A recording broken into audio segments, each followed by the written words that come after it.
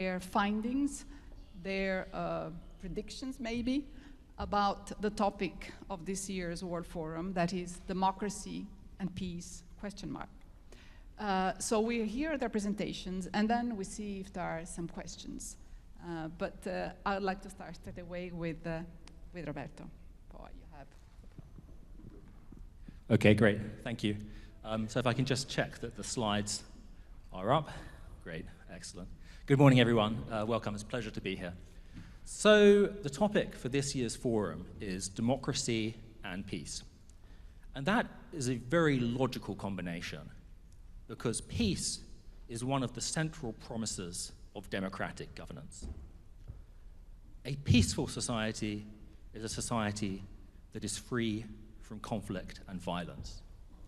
And democracy is a political system that channels conflict in a way so as to prevent violence, but rather to channel conflict through elections, through representation, through the free exchange of views in such a way as to produce consensus and compromise. So in theory, the democracy-peace relationship should be a very, very close one. And in the course of this morning's session, what I'd like to do is to point to two what I call democracy-peace paradoxes. And each of these paradoxes, I think, can help illustrate something very important about the relationship between democracy and peace in countries across the world over the course of the last generation, and the prospects for democratic peace in the generation ahead. So let's start with the first paradox. The first paradox is that countries across the world that are democratic are much more likely to be peaceful at any given point in time. However, countries that move towards democracy don't necessarily become more peaceful as a result. So let's start off by looking at that cross-country association between democracy and peace. Here we have a very simple chart showing you on the x-axis the degree of democracy using the Worldwide Governance Indicator for voice and accountability, and on the y-axis a measure for peace using the Governance Indicator for absence of violence and political stability. And what we can see, of course, is that across the world today, these two things are very closely related. Yes, there are some countries, like Singapore or the Arab Gulf states, that are relatively peaceful, despite not being full democracies. And there are, of course, democracies like Ukraine or Israel that, for obvious reasons of which we're all aware, face threats to peace.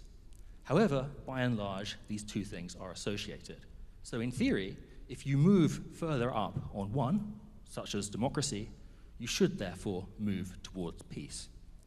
And yet, at the same time, that's simply not what we see when we look at changes starting now, just here, changes over the last decade. Countries that moved towards democracy did not, on average, experience any increase in peacefulness, and countries that became more peaceful did not, on average, experience any increase in their degree of democracy. Now, for the international community, that's obviously a big concern. Over the last generation, we have prioritized democracy building as one of the core tenets of peace building in societies that have been suffering from conflict, whether that's Congo or Iraq or Afghanistan or Kosovo or Bosnia and so on. So if that democracy-peace relationship doesn't exist in a causal fashion, then indeed there is an issue that we need to address. So what is the solution? Well, one initial response might be to say, well, 10 years is not enough. You need a whole generation for democracy building to occur, for democracy to begin resolving conflicts in society. It doesn't happen in just 1 year, 2 years, 10 years, but a generation. But unfortunately, when we step a little further back in time and look at change for, let's say, a quarter of a century, that relationship is still essentially flat. Yes, here it is now, and you can see that, yes, there is a very slight positive relationship there, but what it's implying is that you need a 50 percentile increase in democracy to get a 4 or 5 percentile increase in peacefulness. Very weak relationship, and as it happens, not statistically significant. So that is perhaps disappointing from the point of view of democracy building as a solution to peace. So what is the solution here? Well, I guess the simple answer is to say, yes, of course, this is a more complicated relationship. Maybe democracy builds peace, but maybe peace is a precondition for democratic survival. Or maybe there's something else, like human or social development, that makes societies both more peaceful and more democratic without either affecting the other. But I would say that a better way to approach this is to go back to thinking about peace in the first place. What is the process of achieving peace? And I think politically, historically, there are two pathways by which societies have done that. The first pathway, as we've discussed, is democracy. It's through institutions that build consensus, compromise, overcoming social conflicts. A second pathway, however, is through state building, through institutions that allow for a more effective policing, administration of justice, and enforcement of the law. And those two things, sadly, do not move together in any simple or obvious way. So if we arrange countries across the world on this grid here, with democracy now on the x-axis and a measure of state building or state formation on the y-axis, which is a governance indicator for government effectiveness, well, we know where we want to end up, a peaceful society. Peaceful societies like Denmark that have a high level of democracy and a high level of state capacity.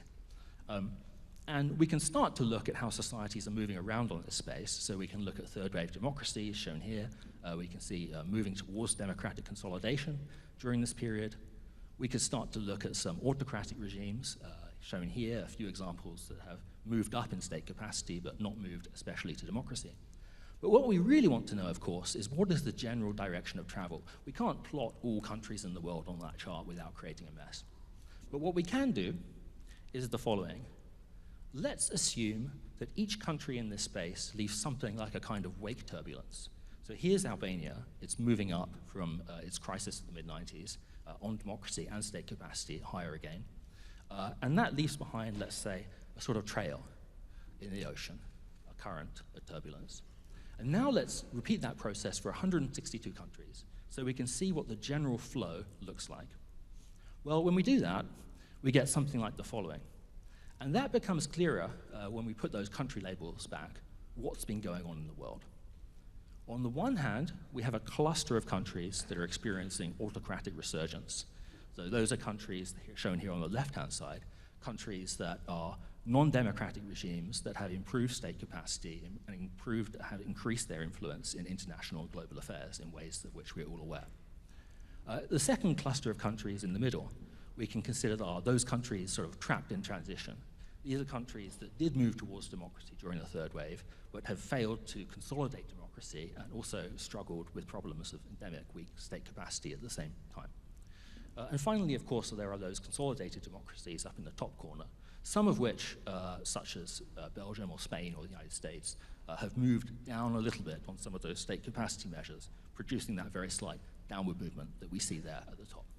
And so we have now 3 clusters of countries.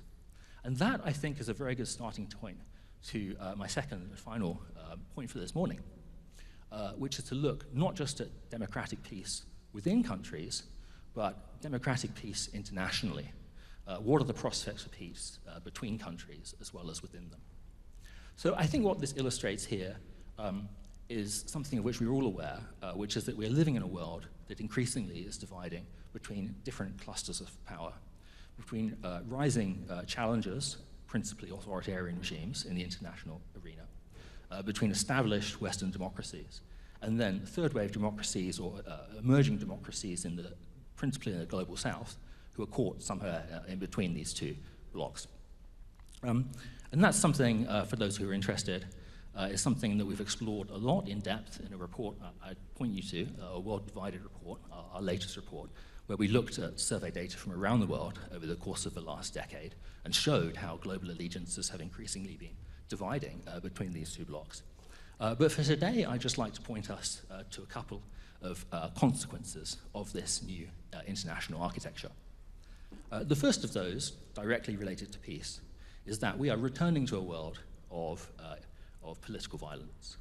So here we just have a simple measure from the Uppsala Conflict Data Program showing that 2022, last year, was the highest year for armed conflict deaths in a generation, driven, of course, by the return of interstate warfare, and within that, of course, principally the Russian invasion of Ukraine. And unfortunately, although the 2023 data isn't out yet, things don't look too optimistic on that front either. And so what does that mean, therefore, for the democracy-peace relationship going forwards? Well, I think what this should point us to and I'd like to finish things on a more optimistic note. It should point us to a second democracy-peace paradox. And the second democracy-peace paradox is the following, that it is precisely, ironically, in those times when democracy is the most threatened, is the most challenged on the international level, those historically have been precisely the times when there has been the best prospect of making progress with peace within democracy domestically. And I'll leave you with just a couple of indicators as an illustration of that. Of course, the causal mechanism, I think, is fairly straightforward. It is that when societies experience a threat from the outside, there is a rallying effect, people come together, there is a sense of solidarity, consensus, ability to achieve change, ability to achieve greater equality. And that is something that we see historically. So if we look, for example, at income inequality in two of the world's long-standing democracies, the United States and France, we can see that, yes, World War II brought down income inequality to a very substantial degree due to rapid wage growth, due to taxes and redistribution and government spending. But also, I think quite importantly, is that that sense of solidarity was maintained throughout the pressures of the Cold War to such a degree that social inequalities continued reducing, and in the case of France, actually continued reducing all the way pretty much until the final decade of the Cold War itself.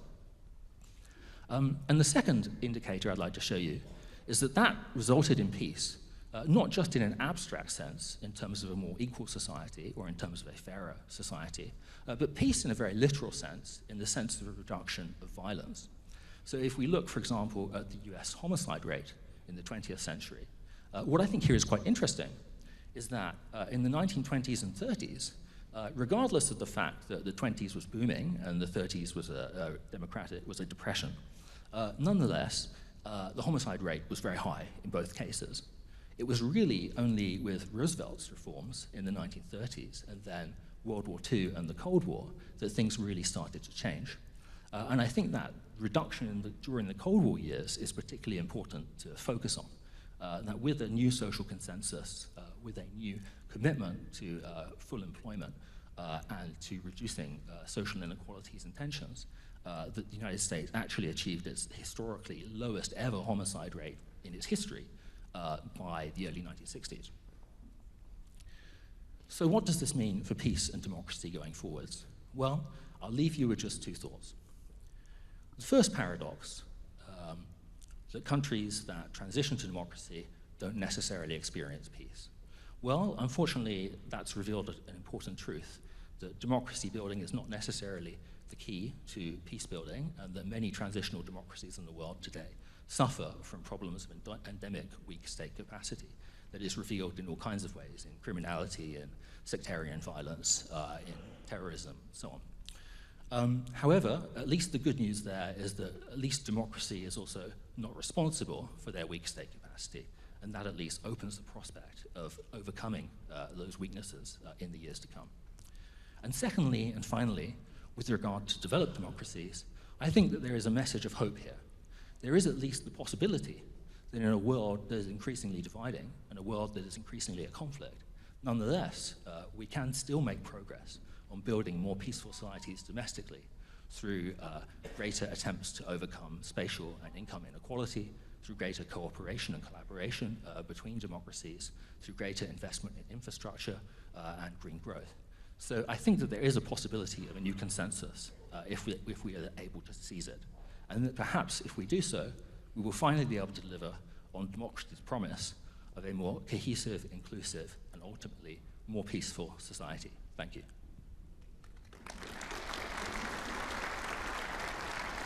Thank you very much, Roberto, for the starting so in such a important and definite way with your two paradoxes and with optimism, which is, I think, something we definitely need, and also for pointing out some definitions, some trends, and making the connections between democracy and peace, but also adding different elements such as income inequalities and violent homicide rates. I think all these are extremely interesting trends to look into. Thank you very much. Let's move to Joan Hoey. Joan, your presentation, please. Thank you.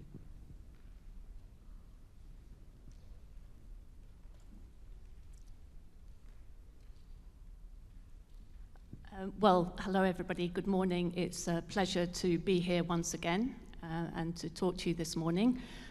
Just checking that my presentation is loaded.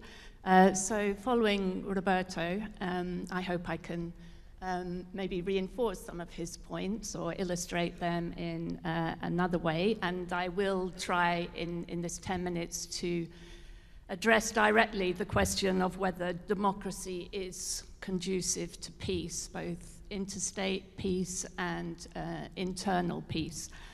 Given that I'll be using our own Economist Democracy Index to look at whether there is a correlation between democracy and peace and war, I need to just briefly explain the model. So what the model does really is provide a snapshot of the state of democracy in 167 states and territories. That's globally, so it's about close to 100% of the world population. It's an annual exercise, which we do at the end of the year. EIU country and analysts do this. Changes to index scores have to be justified on the basis of developments in the previous years, so it's also a retrospective on the year just gone. So we'll be starting the scoring for 2023 very soon, later this month, and concluding in December. And the 2023 index and report will be published in early 2024. Now, ours is a thick measure of democracy compared with others. It's based on 60 indicators across 5 metrics. That's electoral process and pluralism, functioning of government, political participation, political culture, and civil liberties. So rather thicker than, for example, the very well-established Freedom House measure. And the indicators are scored on the basis of hard data, survey data, and analyst qualitative assessment. And the other point about the model is that it's based on the view that there's a spectrum along which countries are more or less democratic or more or less authoritarian. And so it allows for a differentiation of scores amongst all types of regime types, and even within the various classifications, we can see variation between the full democracies at the top of the index and those at the bottom, which are in danger of falling into a flawed democracy category. Now, this is a global map with the 2022 results, just in kind of graphic detail. Haven't really got time to go into the results in detail. That's not really the focus of this session.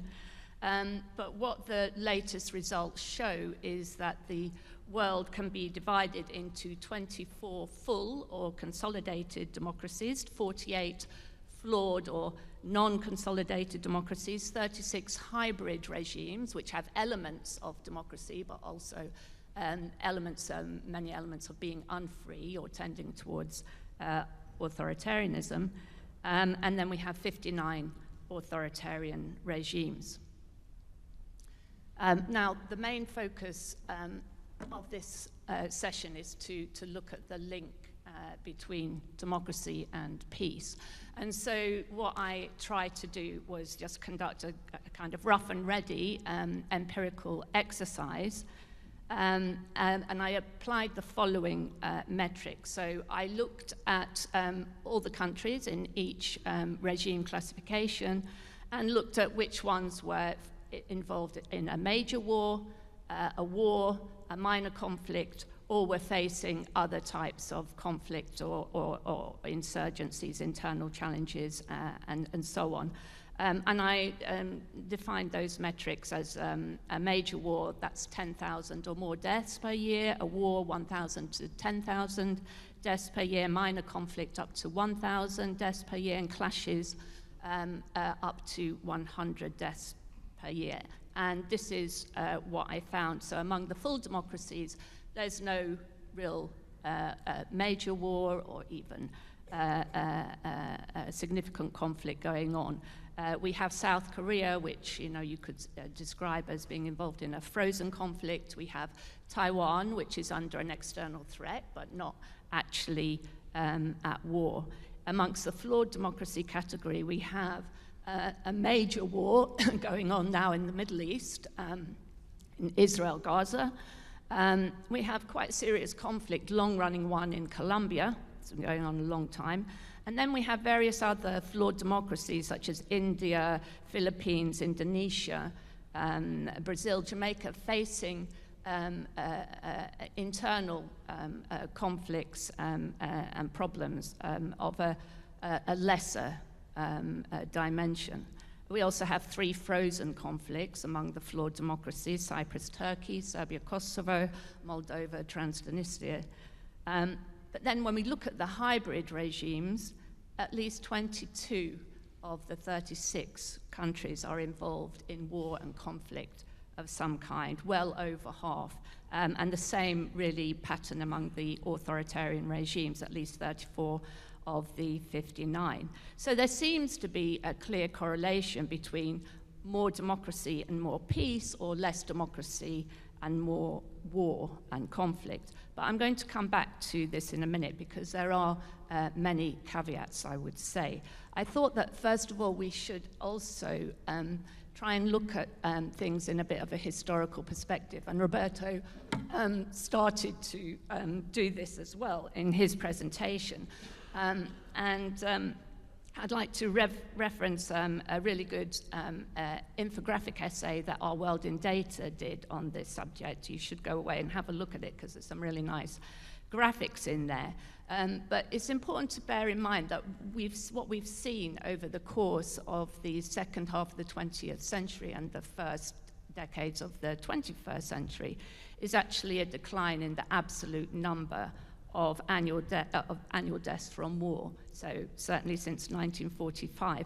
And in relative terms, if you look at the deaths per 100,000 population, because of population change, we need to look at that, this decline is even starker. So it's declined from around 500,000 deaths per year in the immediate post-war years to around 100,000 per year today. And obviously there were peaks, the Korean War in the 50s, Vietnam in the 70s, the Iran-Iraq War, Afghanistan in the 1980s, and we had an upsurge again in the 2010s in the wars in the Middle East.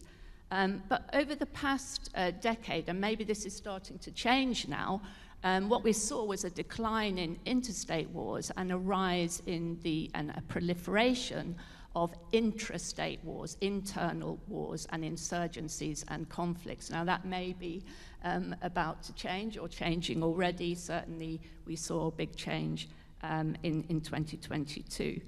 But it is important to note that in the Middle East and Sub-Saharan Africa, Middle East and North Africa and Sub-Saharan Africa, there is a proliferation of these sorts of internal conflicts. Some of them are obviously bilateral as well and interstate. In about a third of the countries in Sub-Saharan Africa, the government does not have full control of its territory. In Latin America, the percentage is about 25%. In Eastern Europe, 20 to 25%. And without sovereignty and control of borders and security, there can be no democracy and no peace. So just going back to the question of whether there is a correlation between democracy and peace. The truth is that the empirical evidence doesn't really tell the whole story. The facts do not speak for themselves. They do need to be interpreted. There does need to be an historical and analytical perspective. The one thing we can say, I think pretty much for sure, is that in the post-war era, democracies have not fought wars against each other. And they tend to suffer less from violent internal conflict. even though there have been exceptions to this and many challenges. You know, if we think about the Algerian War of Independence and the shock that reverberated through the French Republic at the time, coinciding with the 1968 events as well, or look at the miners' strike in the UK, incredibly tumultuous and violent internal conflict in the mid-1980s. So there are exceptions. But apart from this point about democracies not having gone to war against each other in the post-war period, I think there are many caveats to the democracy equals peace thesis. First of all, the historical time frame to make a very firm judgment is very short. There weren't that many democracies in the first half of the 20th century. There weren't even that many in the immediate post-war period. We had the so-called second wave from the 1970s, the third wave in Eastern Europe after 1989. And the evidence actually suggests that democracies are not inherently more peaceful or less warlike. They may not have gone to war against each other, but in the post-war period, democracies did prosecute wars against non-democracies, against national liberation movements, and perceived or actual communist or leftist regimes. And at the end of the Cold War, we saw ushered in a period of increasing Western intervention in the affairs of sovereign states in Somalia, Iraq, Yugoslavia, Afghanistan, Libya, and so on. So leading democracies did go to war or fought proxy wars and justified it on the basis of promoting democracy, which seems to be a contradiction in terms to me, or defending human rights and so on. The democracy equals peace argument has particular salience in Europe, I think, and there's a good reason for that, and that is because the Cold War froze conflict in Europe and between the great powers and ushered in the so-called long peace. But plenty of hot wars took place elsewhere, mainly in the developing world, many of them sponsored by the US and its allies. Another factor that maybe can account for the absence of conflict is the nuclear factor, MAD, mutually assured destruction, which is obviously a disincentive for nuclear powers to go to war against each other. And the other concerns causality, and Roberto mentioned this already. Does democracy bring peace, or vice versa? Or are democracy and peace the outcome of other factors, such as levels of socioeconomic development, development of independent statehood and institutions, the experience of colonialism, and a truncated experience of independent statehood, and so on? And just finally, a final point, peace is not a given. We shouldn't think of peace between democracies as a given. Post-Cold War developments, as Roberto also emphasized, have exposed several fallacies that have become commonplace in recent decades. The fallacy that great power conflict has been consigned to history. The idea that globalization and economic interconnectedness would bring an end to war and conflict. And the idea that nation states, sovereignty, borders do not matter. As we see, they matter very much indeed. So the international order established after the Second World War that attenuated great power conflict and kept the peace in Europe is under increasing strain, is being challenged by many third powers, not only authoritarian ones, and this is creating instability and generating conflict. And just my final slide, I'm not going to show all my slides, I'll leave it for discussion. This shows how the world is divided in attitudes towards the war in Ukraine. Many developing countries are siding with Russia, leaning towards Russia, or remaining neutral, representing about 64% of the global population, actually. Now, that is not a division between autocracies and democracies, although there's an element of that. Many democracies in the developing world are not taking the US-led Western line. And that isn't driven necessarily by any love of Russia or admiration for what it's doing, but it's driven by an animus against the Western political and security order, which essentially remains the same as it was when it was established after 1945. And that order is being challenged not only by China and Russia, but by many third powers which resent the dominance of the old but declining powers who shaped the post-war order. And just to finish, and I'm not going to really talk about it, but maybe we can do so in the Q&A afterwards, is to look at the relationship between democracies, whether democracies are good at keeping the internal peace. Now, I already mentioned this to some degree. Roberto talked about it. Conflict is a given in our socio-economic system, and the point of politics and democracy is to resolve conflict, to socialize conflict. And you socialize conflict by bringing the greatest number of people, the public, into the discussion about how to do that. My one point, which I will summarize, and maybe we can talk about it in the discussion, is that in the advanced democracies, our representative party systems have been failing to do that, are increasingly failing to do that. And if our democratic political systems are becoming estranged from the public, are not addressing the major issues of the day and involving the public in a conversation about that, then we are in for trouble, because conflict then moves outside of the traditional political processes, and that spells trouble.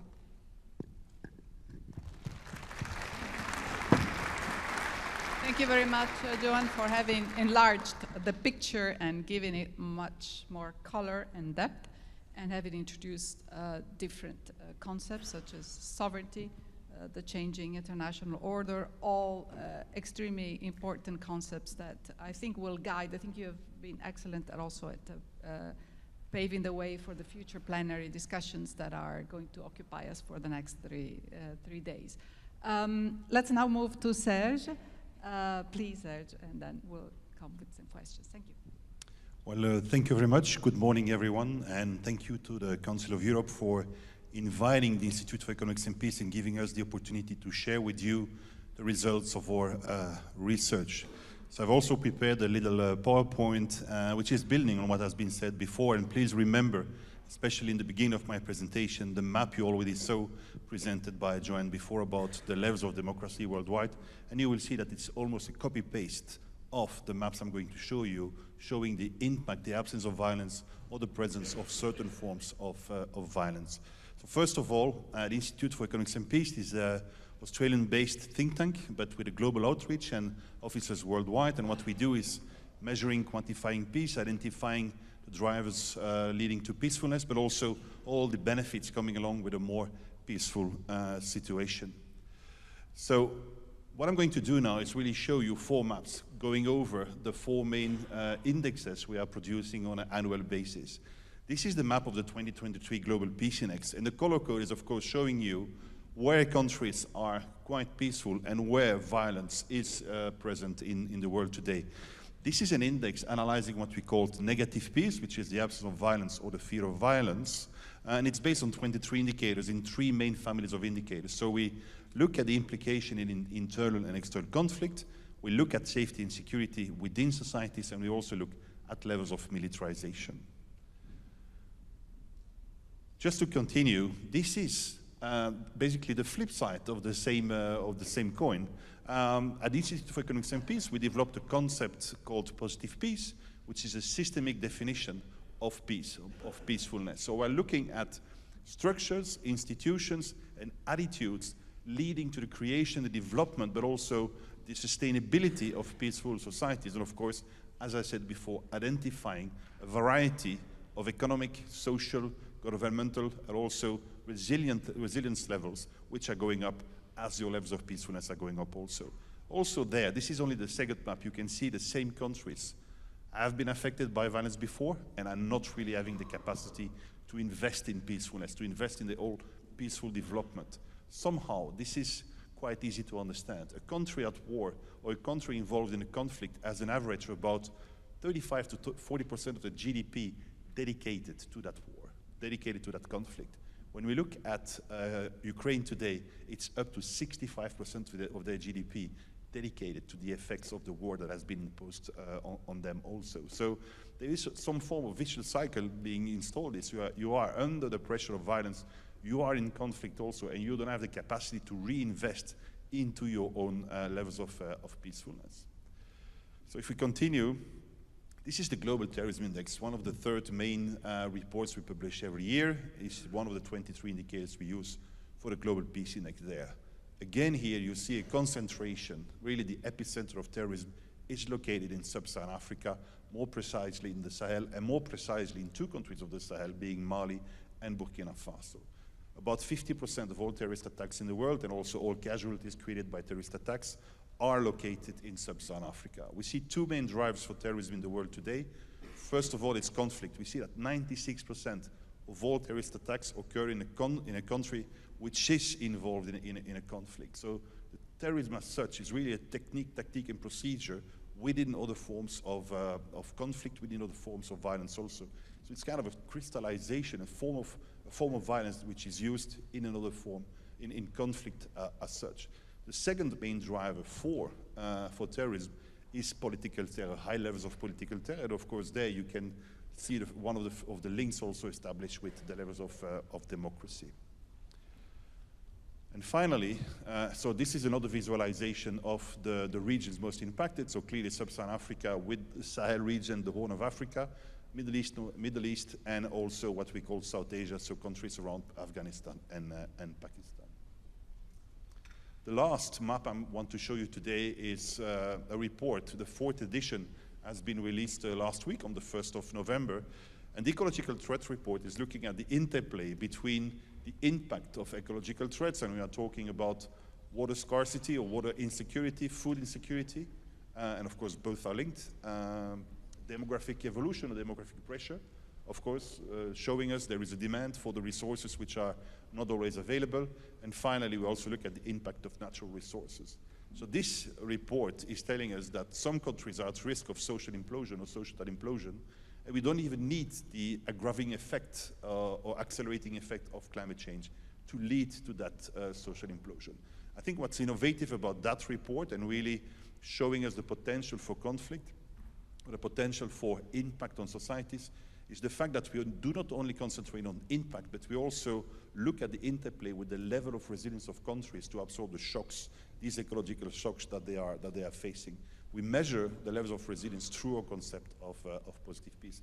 There again, you can identify 30 hotspots countries. You can clearly see that's also in sub-Saharan Africa that this is impacting the most. And you can identify the same countries that you saw in the terrorism index, and also those countries which were absolutely not peaceful on the Global Peace Index or the Positive Peace Index. And if you remember the previous presentation by Joanne, you will clearly see the same region also not really being very democratic. So just to go a bit more into detail for the data that I just proposed to you in a map format, well, last year we have seen a deterioration of peacefulness in the Global Peace Index by 0.42%. So that might seem not really a lot, but this is a 13th deterioration in 15 years.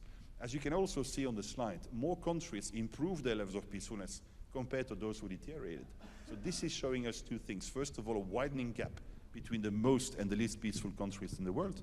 And secondly, this is also telling us that it's quite easy to lose levels of peacefulness. It's quite easy to fall into a violence trap and get stuck in there. On the other hand, it's very difficult to build peacefulness. This is always going by 0.1, 0.2, maybe bits of a percent, while you can really fall into the violence trap. And sometimes the degradation comes in double-digit percent also over there. This is the top 10 of the Global Peace Index. And if you would extend that to about the top 15, 20, 25, well, you will find the vast majority of what you have identified as democracies in the world. So there is a correlation there. We find the smaller countries maybe not having such intense geopolitical importance, maybe not having a well-developed defense industry. Well, those are the type of countries which we find on the top of our Global Peace Index. Europe is the most peaceful region of the world, but as you know, we are surrounded at the moment by other regions which are absolutely not peaceful. This is the evolution of the past 15 years. As I explained to you before, only two small increases in peacefulness over the past 15 years, but overall, up to 5% decrease in peacefulness over the past 15 years. And this decrease in peacefulness has been driven by conflict. So as I explained to you before, we have these three domains which we measure in the Global Peace Index. We can clearly see in this slide here, that is the ongoing conflict which over the years has generated the decrease in peacefulness that we have globally. There's also a cost to this, there's a price to this. So there is this economic impact of violence, or I would say the same flip side of the same coin, the economic value of peace. Last year we invested, the world invested, and this is a statistical, I would say, appreciation or estimation. The reality will be much higher than this also. So we estimated last year that 17.5 trillion US dollars have been invested in violence. And when you look at, so that's 30% of the world GDP, so I think it's a huge amount of money. And it's definitely also something which, if you would take 1% of this, if you would take 10% of this, what would that represent? How much could you inject into creating democracies? How much could you inject in, I would say, reinforcing economies throughout the world?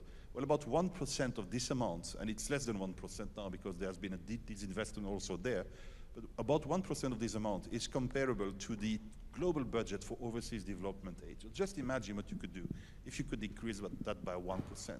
If you go down 10%, this would represent the global budget for foreign direct investment or the economies of 3 European countries. So just imagine what you could do if you decrease this amount by 1 or 10%. You also need to know that about 80% of this amount is invested into violence containment. About 40% goes to the militaries worldwide, about 30% goes to police and internal security forces, and we see a growing percentage of money spent on violence going through the private military and security companies that we found throughout the world also. So that's clearly there. We see that the direct impact of violence, really people getting killed, that's less than 20% of the total cost of violence. If you just take that to the level of Ukraine, well, as I said to you before, close to 65% of the GDP is invested in coping with the results of the conflict. And you can clearly see there that we are, and those were the figures that we presented in June this year, so it will be higher by now. About 450 billion have been spent in war also. This has been imposed on a democracy here in Europe. There's another figure. I mean, this is time for facts, so let me give you facts also.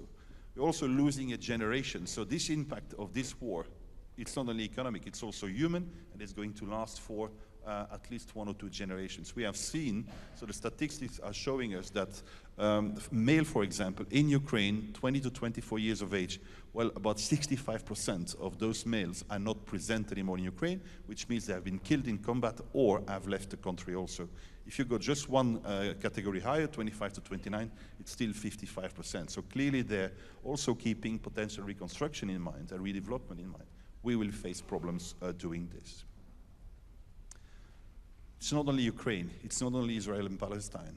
We have seen last year, and to me this is really mind-blowing data also, that the number of casualties of battle death has increased by almost 100% last year. So we have seen double the number of people getting killed in conflicts and in war last year, close to 200,000. Well, the estimation of casualties in Ukraine last year, and I'm not comparing, just giving you the facts, what about 85,000? So the conflict which generated the most casualties last year, this was the conflict in Tigray and Ethiopia, more than 100,000. Why don't we know anything about this? No access, no media, no publicity, clearly there. So we need to take 2 things into account here: an increased number of casualties, we doubled it last year, and for those who follow the news in 2023, I think this is a trend maybe setting in, clearly, and also what we see there is the fact that some conflicts go unnoticed, although generating a lot of casualties also. Yeah, I'm not done. No. a few more things. So, I mean, I showed you a lot of like negative data and really maybe pessimistic views on peacefulness. Well, there is also a difference which you can make a difference, and that's clearly called positive peace. Well, when we look at this, we see that positive peace, as I said to you before, is the attitudes, the institutions, and structures that you need to invest in to create peaceful societies. So those are the 8 pillars of positive peace, all interconnected, so it's a systemic approach, and you need to invest in all of these pillars to really create this peaceful transformation. And we see, of course, throughout the world, a lot of efforts being done in development, a lot of efforts being done in creating peace, but not triggering the majority of those pillars, and therefore not being successful in creating more peaceful societies. And you can clearly see there a lot of elements which are part of a democratic regime. So I will leave it to this also from my side. So thank you very much again for having us. The figures are what they are, and we live, of course, in a world that is becoming least and least peaceful, but there is a solution for that, and it's clearly investing in positive peace, and that's an individual responsibility. So it comes down to all of us to start investing in a more peaceful world. Thank you very much. Thank you very much, Serge. This was a very, very, very big and large scoping of the world and of the topics you introduced, the new dimensions such as the economic impact, the terrorism. You have introduced use of demography and other important indicators, and you have given this a very interesting track of the positive peace. Let's try to explore it in the course of the days. We have a few minutes really for a couple of questions. This is the time for facts, so I hope they're about facts and trends and anything that you heard from these 3 outstanding speakers. We will, of course, will have plenty of time in the course of the 3 days for debate.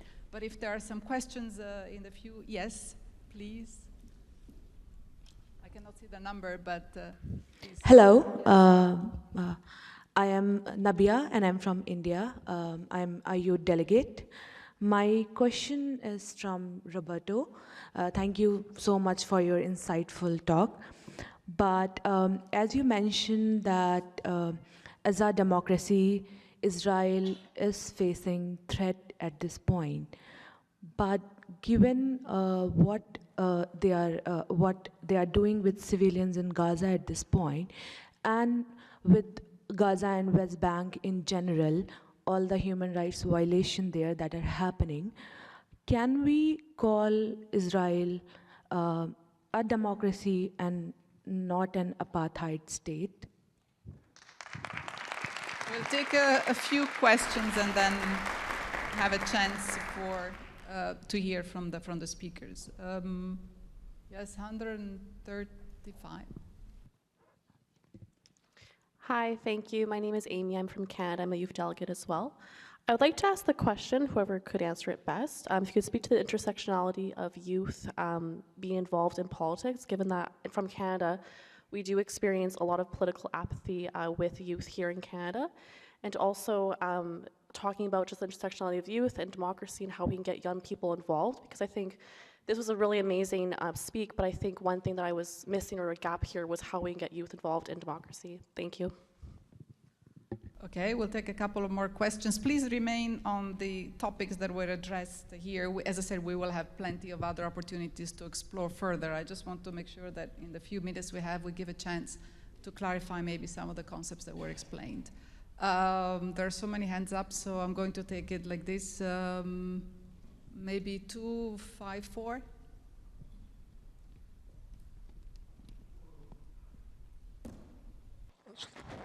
Hello, this is Anil from Turkey. My question is going to be directed to Mr. Serge, and it is about the role of the defense industry. Since we have seen that Japan is placed amongst the most peaceful countries around the world at top 10, but still it is also amongst the most countries who are making expenditures on armament and defense industry, and Japan is again at the top 10 of those countries. So what is the regime of that you are expecting the defense industry is going to create an impact regarding the let's say, peaceful manner that the countries are going to take regarding the defense industry is also going to create an impact, all those democratic procedures within the countries. Okay, thank you. We'll take one more question from this side, if there is. There was. Then in this case, we'll take, I cannot see the number. Can you see that? 58. Thank you very much. My name is Kemal. I'm from Azerbaijan. I would like to thank the panelists for a very interesting view and the presentation on the correlation between the democracy and peace. Peace literally means tranquility, so it could be the individual and the collective. For my case, for the case of my family and my community, it means to return peacefully to our home and the homeland in Armenia. As those who don't know, our community, Western Azerbaijan community, faced ethnic cleansing in last 1 century 4 times, and last one happened in 1987, which was resulted with the full expulsion of Azerbaijanis from Armenia. So my question is that what democratic capacities, what democratic institutions Armenia needed to enable the right of return of Azerbaijanis to go back peacefully to their homeland? Thank you. Thank you very much. I think we stop here because we have only 5 minutes. I want to give a chance to our speakers to address some of the points that you have raised insofar as the time for facts are concerned. I repeat, we will have plenty of opportunities to go into the more depth, but we're very lucky to have them here for a few minutes to give maybe some of the thoughts to what they heard from the participants. Maybe Roberto, you want to start, and then Johan and Serge. Okay, thanks everyone for your questions and comments. I don't really have much to say about the classification of Israel. It's obviously a very sensitive topic to address right now. I think it's better to I work with the indicators that exist. There are different indicator projects out there. They adopt a classification based on measures of democracy per se, which is whether you have protection of civil liberties and the degree of political rights in the country. They take different views in this matter, and I think that's best. That's probably all one can say about that for the time being. Now, on the question of youth and democracy, I think that's critical, and I apologize not to have addressed that myself. I think that one of the key trends, and this relates very directly to peace and certainly to social cohesion, in Western democracies in particular over the last generation, is the growth of intergenerational inequality in wages and also inequality in wealth. And that's something that's become very apparent in our democratic lives as well. And so I think that part of the process of establishing a new social consensus and a new peace has to address that intergenerational inequality. It's an absolutely key component. And I think those are the direct questions to me. Thanks. Thank you, I'll just say something briefly about the question about Israel. Israel is a democracy. It's classified as a flawed democracy in our index, kind of down towards the middle, probably, of the flawed democracies. So that's measured across all those 5 categories that we use: electoral process and pluralism. Israel has a well-established and vibrant electoral and pluralist system. Functioning of government, that's been a rather controversial issue in recent times in terms of judiciary independence. As we know, lots of protest in Israel on that question. But across all those measures, Israel is certainly classified as a flawed democracy. Now, at the same time, as we know, there is an intractable conflict going on in the Middle East, a long-standing one. Israel has the right to exist as an independent state and a right to defend itself. Unfortunately, in the situation that we see now, we see that innocent civilians on both sides, first of all in the Hamas attack on the 7th of October, lost their lives, and now many innocent civilians in Palestinians in Gaza are also losing their lives as a result of this conflict. And the question obviously is what happens now? Where do we go from here? And as we know, there's usually not a military solution to such conflicts. There has to be a return to a political process at some point. I just want to make one point that I think is very important to remember about war and politics. We should always remember that war is not something that is apart from politics. Everybody, I think, knows the famous Clausewitz point that war is part of political intercourse. It's not an independent thing in itself. It's the pursuit of politics or policy by other means. And of course, at the same time, war is an admission of failure, the failure of politicians to resolve a political issue through negotiation, compromise, peaceful means. So if we look at, for example, the war in Ukraine, we can debate about what the policy or political aims of this unjustified, heinous war, the aims of the Russian regime and Vladimir Putin.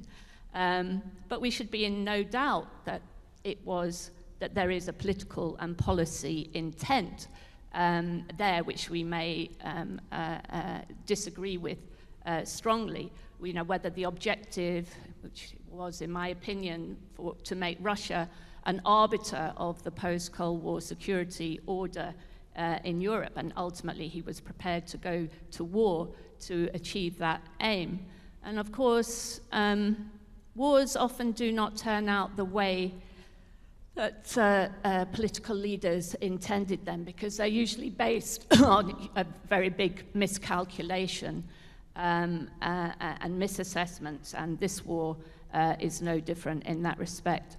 But I think the reason I'm emphasizing the point about politics is that if we want to stop war, and if we want to involve young people and citizens of all ages actually in that project, we have to start with politics, and we have to really start at home. Democracy begins at home, politics is at home, and it's hard work, but it's our job to reinvigorate the political landscape in our own countries. Thank you, Joe. I'm going to have to leave the last word.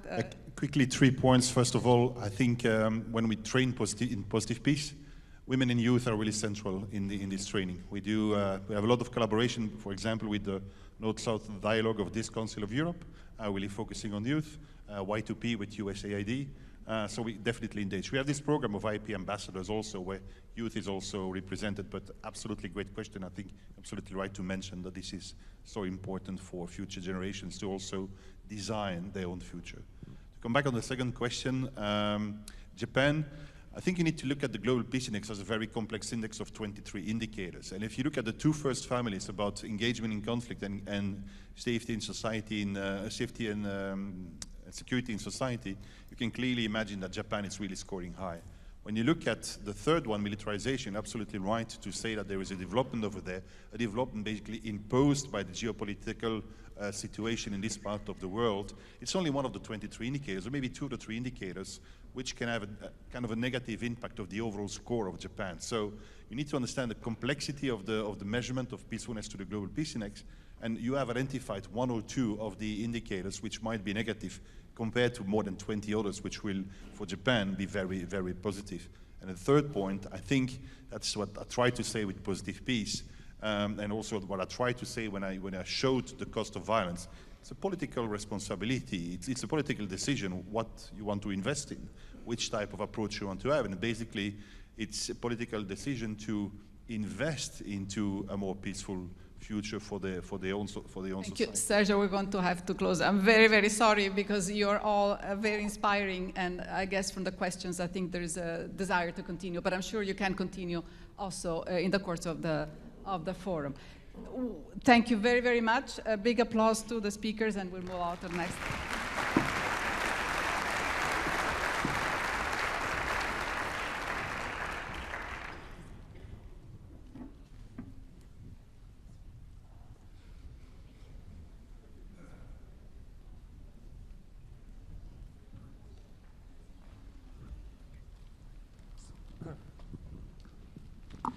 Thank you very much indeed, ladies and gentlemen, and welcome after Time for Facts to the welcome words during this, the 11th edition of the World Forum for Democracy, addressing the question, does democracy equal peace? The hemicycle of the Council of Europe, where we usually are, is currently undergoing renovations, so we're both fortunate and very appreciative to welcome you today in the hemicycle of the European Parliament. I'm delighted once again to be hosting this with European journalist Annette Gerlach. Thank you very much, Alex, and I'm of course delighted to make this animation together with you, also European journalist. And please join us now in welcoming the organizing partners of the World Forum for Democracy, starting by Secretary General of the Council of Europe, Maria Pecinovic-Buric. Please make her a big round of applause. Thank you.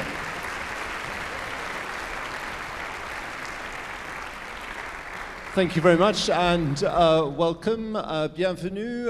Merci aussi d'accueillir le ministre délégué auprès de la ministre de l'Europe et des Affaires étrangères, chargé du commerce extérieur, de l'attractivité des Français de l'étranger, Monsieur Olivier Becht. Suivi tout de suite du président de la région Grand Est, Monsieur Franck Leroy.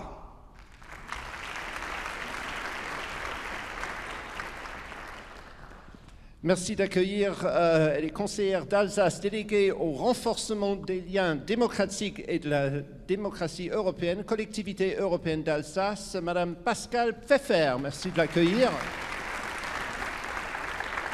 Et puis pour représenter la ville qui nous accueille aujourd'hui, l'adjointe à la maire de Strasbourg chargée des relations internationales et européennes, Madame Véronique Bertol, s'il vous plaît. So for these welcoming words, it's my pleasure to ask you, Madam Secretary General, as the very first speaker of this edition of the World Forum for Democracy, well, the most obvious but extremely thorny question, if I could ask you to reply to it in 4 minutes, does democracy equal peace? Merci pour la question et je vais commencer en français, si vous permettez. Et je crois que, oui, c'est une question épineuse, c'est une question de fond, et pour des questions profondes et importantes comme c'est le cas, la réponse n'est pas évidente. Donc, c'est pourquoi nous avons choisi le thème de ce forum de cette année. On peut se poser la question de savoir si déjà deux démocraties ont déjà entré en guerre. Et la réponse dépend de comment on définit précisément la démocratie et la guerre. Mais je dois dire qu'il existe déjà des preuves convaincantes en faveur de la théorie que la paix garantit dans une partie la démocratie.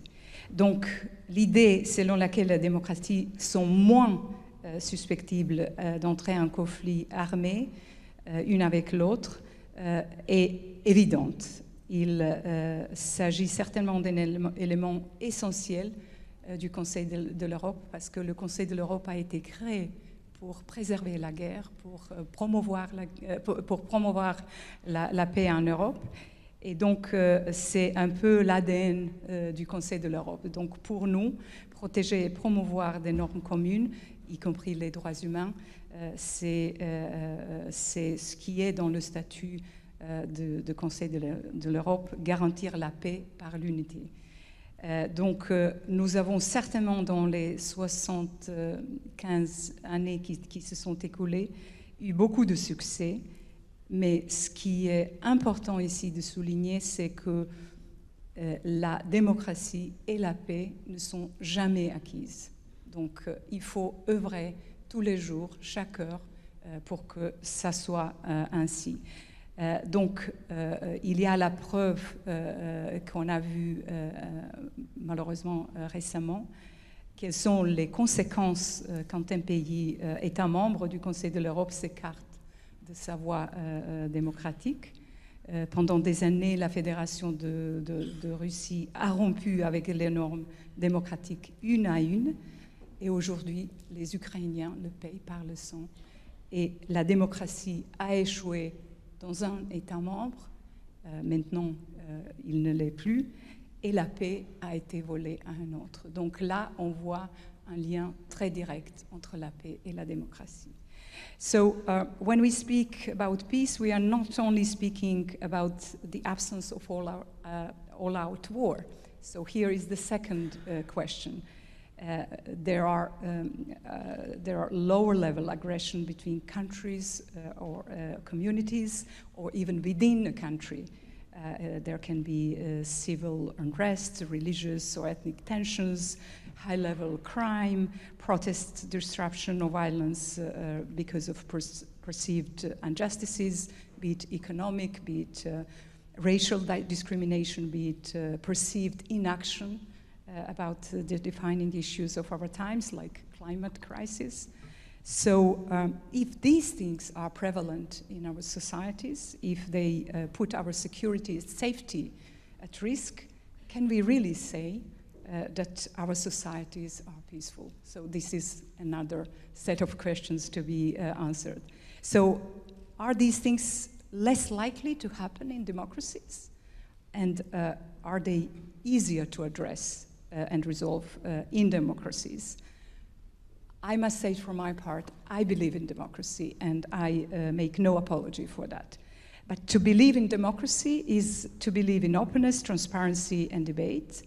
So we need to ask ourselves not just whether democracy equals peace, but if it is still as effective and delivering as peace as it used to be, and if not, why not?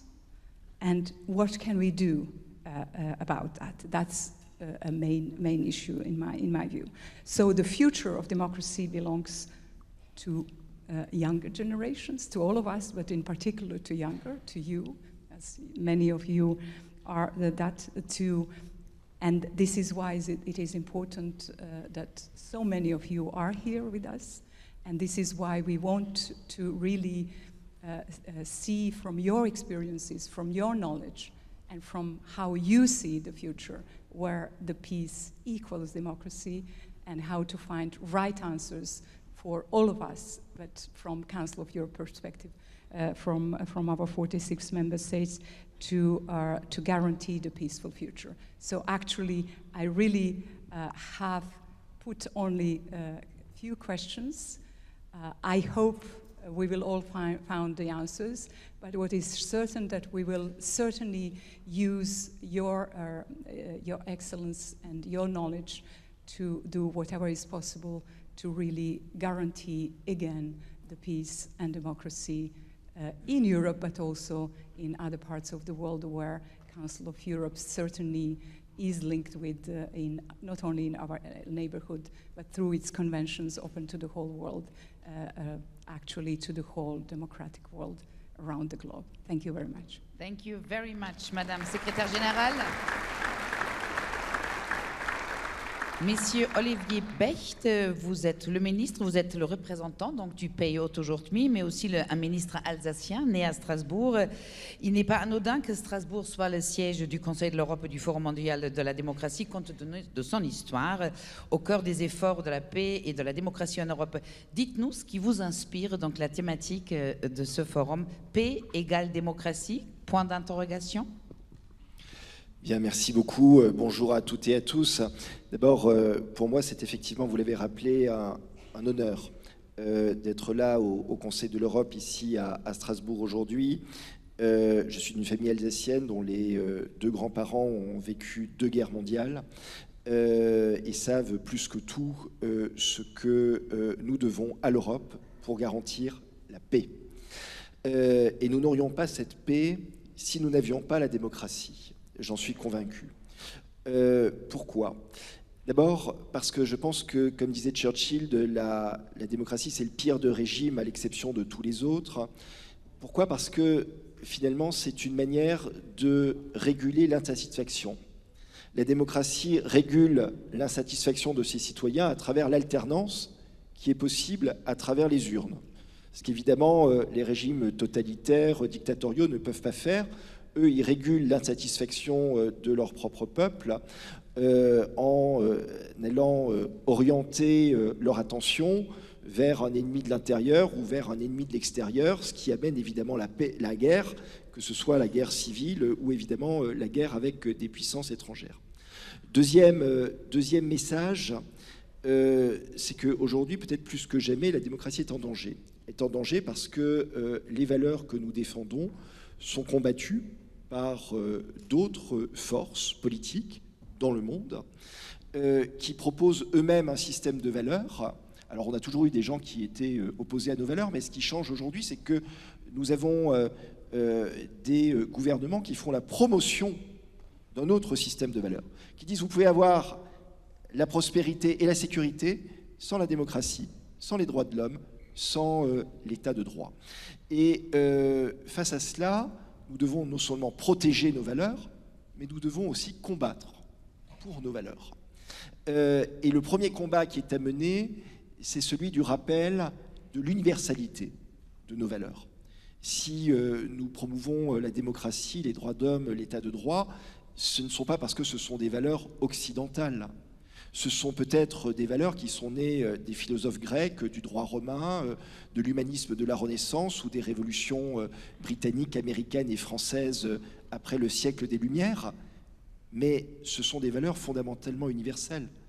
La liberté, l'égale dignité des hommes, et particulièrement l'égale dignité de l'homme et de la femme, ce sont des valeurs qui ne sont pas des valeurs occidentales. Ce sont des valeurs qui sont universelles parce qu'elles sont d'abord des droits naturels de l'être humain.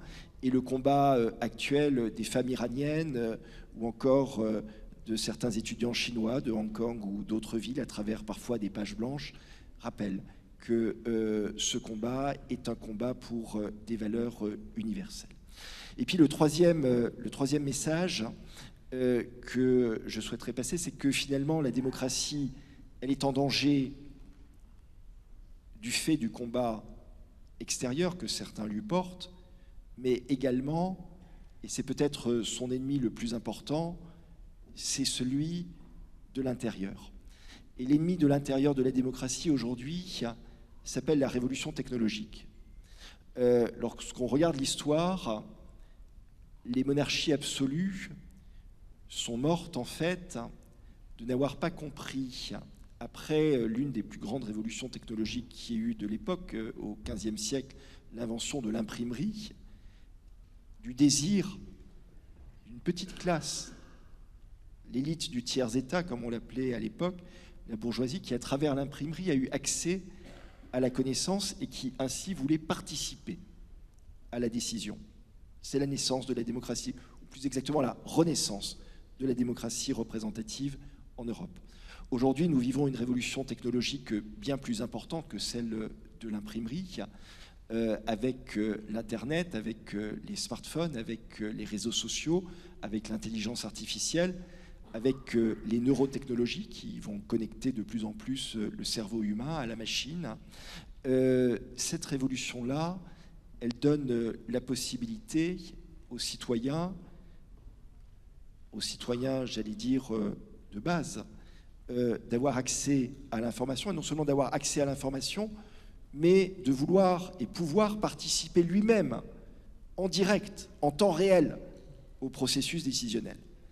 Et donc la démocratie représentative va devoir s'adapter face à cette demande de démocratie participative. C'est fondamental, et si elle ne le fait pas, elle risque la même chose que les monarchies absolues, c'est-à-dire elle risque des conflits qui évidemment ramèneront la guerre à l'intérieur même des États. Et le risque, si vous voulez, entre guillemets, technologique, va également affecter la démocratie, non pas simplement à travers cette demande de davantage de démocratie participative, mais également en remettant en question le process même de la démocratie. À l'ère des fake news ou des deepfakes, nous aurons de plus en plus de mal à faire la différence, non pas entre ce qui est vrai ou pas vrai, parce que la vérité est toujours susceptible d'être contestée dans son objectivité, mais entre ce qui est réel et ce qui ne l'est pas. Et ça, c'est bien plus grave, parce que si on ne sait plus faire la différence entre le réel et ce qui ne l'est pas, eh bien, on vient heurter l'un des éléments les plus fondamentaux de la démocratie, c'est-à-dire la confiance, qui s'exprime à travers le vote. Donc on a devant nous des défis extraordinaires pour dompter, entre guillemets, cette révolution technologique, pour en tirer le meilleur afin d'accroître la démocratie participative, mais aussi pour faire en sorte que ces effets les plus négatifs ne viennent pas biaiser le phénomène démocratique lui-même en altérant la confiance et en remettant finalement en jeu la sincérité du scrutin lui-même.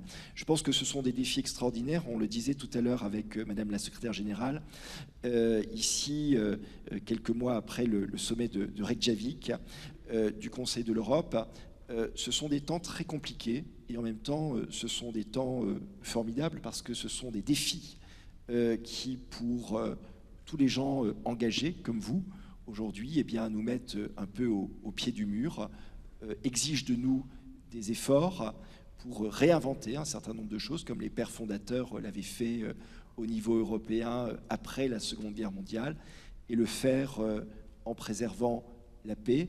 C'est évidemment à ce prix que l'on arrivera à conserver la démocratie, à l'améliorer au fil de l'eau.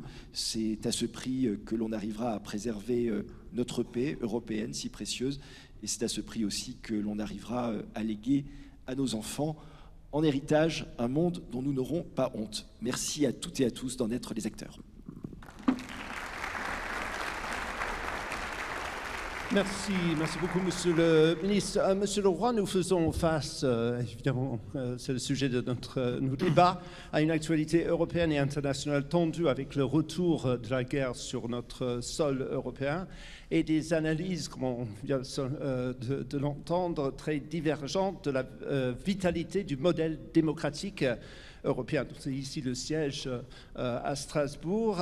Est-ce que vous avez confiance vous-même dans notre modèle démocratique européen et en quoi une région comme la région Grand Est peut-elle contribuer à construire un dire commun en faveur de la démocratie, de la prévention et de la résolution des conflits? Vaste question, 4 minutes de réponse, si vous pouvez.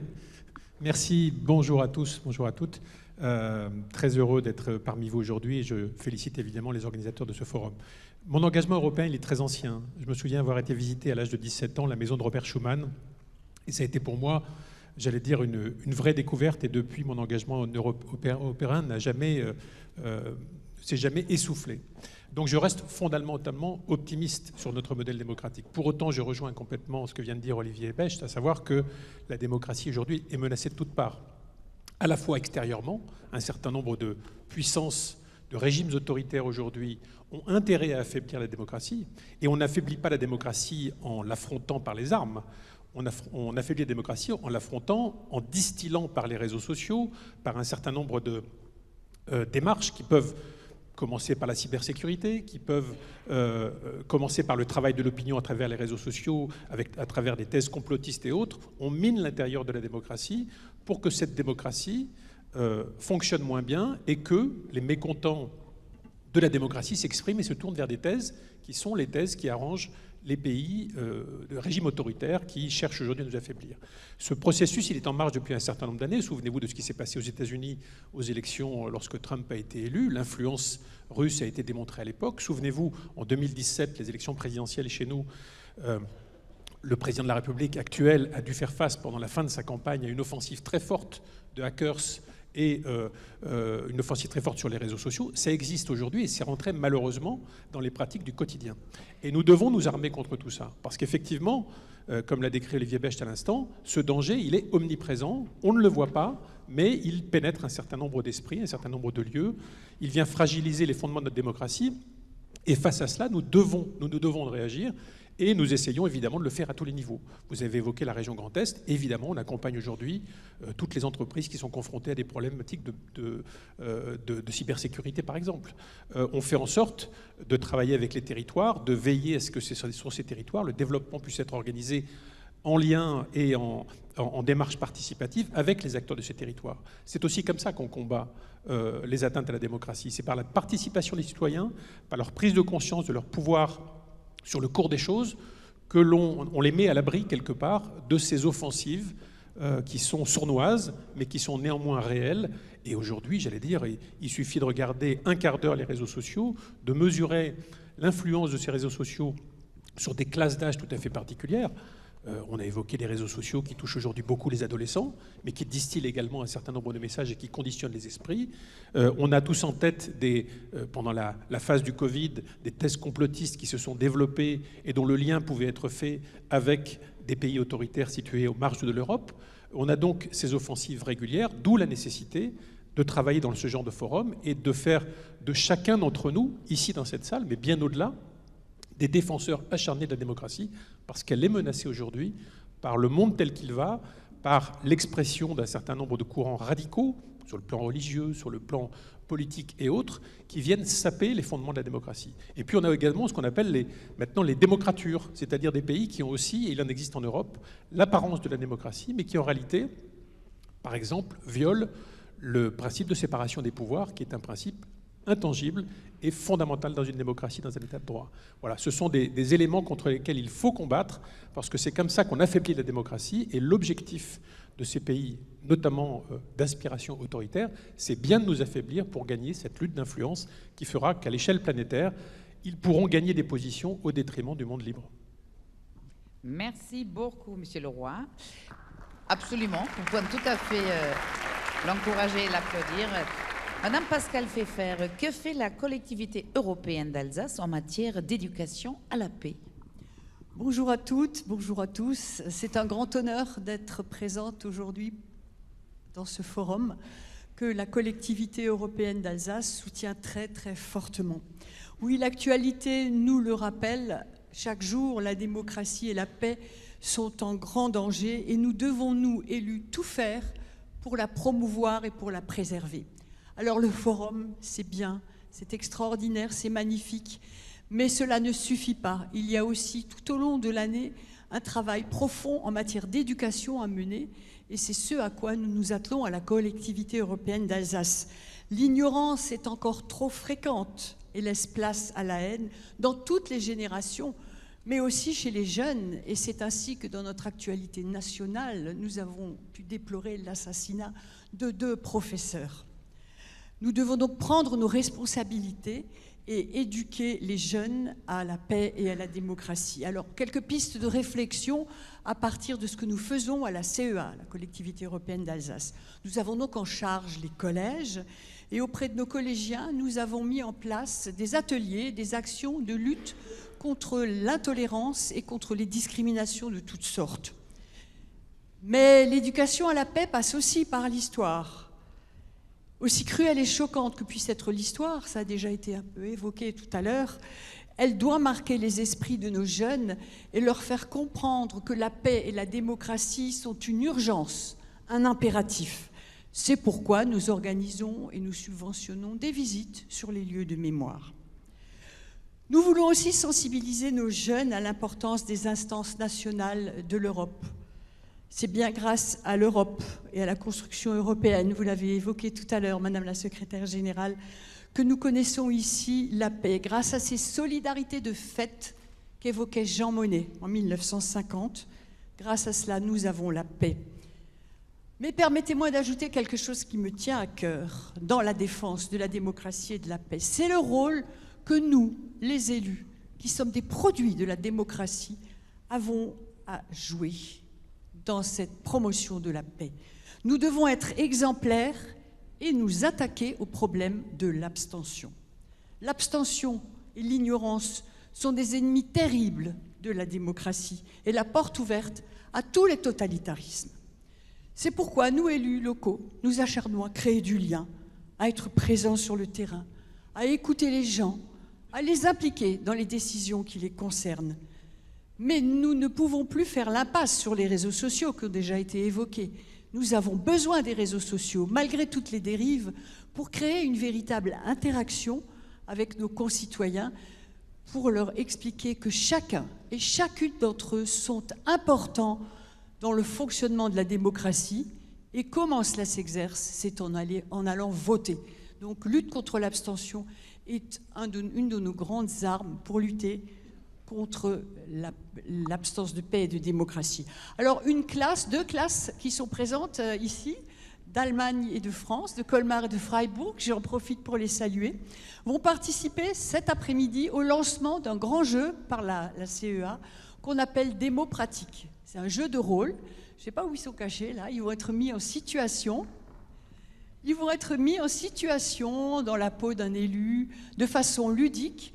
C'est un objet que nous allons diffuser dans tous les collèges pour initier de façon amusante à l'importance des institutions et de la démocratie. Et puis nous programmons une série d'activités en 2024 avec le grand public, avec le monde associatif, avec nos agents aussi, pour simplement les inciter à pratiquer leurs devoirs et à aller voter aux élections européennes en 2024. Voilà, à travers nos actions, nos engagements à la collectivité européenne qui sont dictés par nos convictions, nous voulons vraiment inviter l'Europe dans tous les strates de la société. Je vous remercie. Merci beaucoup. Merci beaucoup et bienvenue. Merci d'être avec nous aujourd'hui. Véronique Bertol, c'est intéressant de savoir quel est le rôle de la ville dans le maintien des valeurs démocratiques et de paix à l'heure des tensions accrues et de ces débats qui sont de plus en plus polarisés. Oui, bonjour à toutes et à tous. Je voudrais d'abord remercier le Conseil de l'Europe et ses partenaires, l'État français, la région Grand Est, la collectivité européenne d'Alsace, pour l'organisation de cette 11e édition du Forum, car si Strasbourg est devenu symbole de paix, c'est aussi grâce à la tenue de ce forum depuis déjà 11 ans. Je dois aussi excuser Madame la maire de Strasbourg, Jeanne Barséguian, car nous avons aujourd'hui conseil municipal, exercice démocratique mensuel auquel je vais devoir aussi me plier et y retourner. Alors, Monsieur le ministre en a déjà parlé, mais je vais le dire autrement. Strasbourg, cette ville, a changé plusieurs fois de pays sans jamais bouger. Ce sont les frontières qui ont bougé. Au 19e, 20e siècle, nous avons connu ici des guerres, occupations, annexions. Et pourtant, au 21e siècle, aujourd'hui, tous nos efforts se concentrent sur la construction d'un espace de vie commun avec nos voisins allemands, sur les réponses à apporter au quotidien à nos habitants respectifs pour que la transition écologique soit socialement juste et que la cohésion soit maintenue entre toutes et tous. Après la Seconde Guerre mondiale, Strasbourg a été choisi comme symbole de la réconciliation franco-allemande, comme ville hôte du Conseil de l'Europe. Et être ville hôte d'une telle institution nous oblige. Nous nous efforçons d'être un laboratoire où nous appliquons les textes et testons en pratique les recommandations, les résolutions, les rapports qui sont votés dans ces murs, juste de l'autre côté. Ces textes doivent vivre, être reconnus, et c'est tout le sens de l'accord de partenariat que nous avons conclu en 2010 avec le Conseil de l'Europe, de faire vivre ces textes. Et comme on dit en anglais, « walk your talk », mettre la démocratie locale en action. Pour ceci, nous avons des outils de participation citoyenne, une plateforme numérique, des ateliers de quartier, un conseil de jeunes, des ateliers de projet pour des jeunes qui sont plus très jeunes et qui ne peuvent plus être dans le conseil de jeunes. Nous nous efforçons aussi de concerter la plupart des projets d'aménagement urbain. En fait, tout ce qui permet aux habitants et aux habitantes, aux citoyens et citoyennes, d'avoir prise sur l'évolution qui se passe dans la ville. Monsieur le ministre en a parlé aussi, il n'y a rien de pire que de se sentir impuissant et de voir la réalité vous échapper.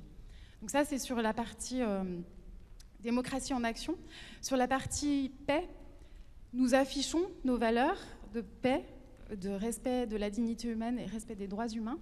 Elles sont sur le fronton de l'hôtel de ville, liberté, égalité, fraternité, aujourd'hui on peut aussi dire solidarité.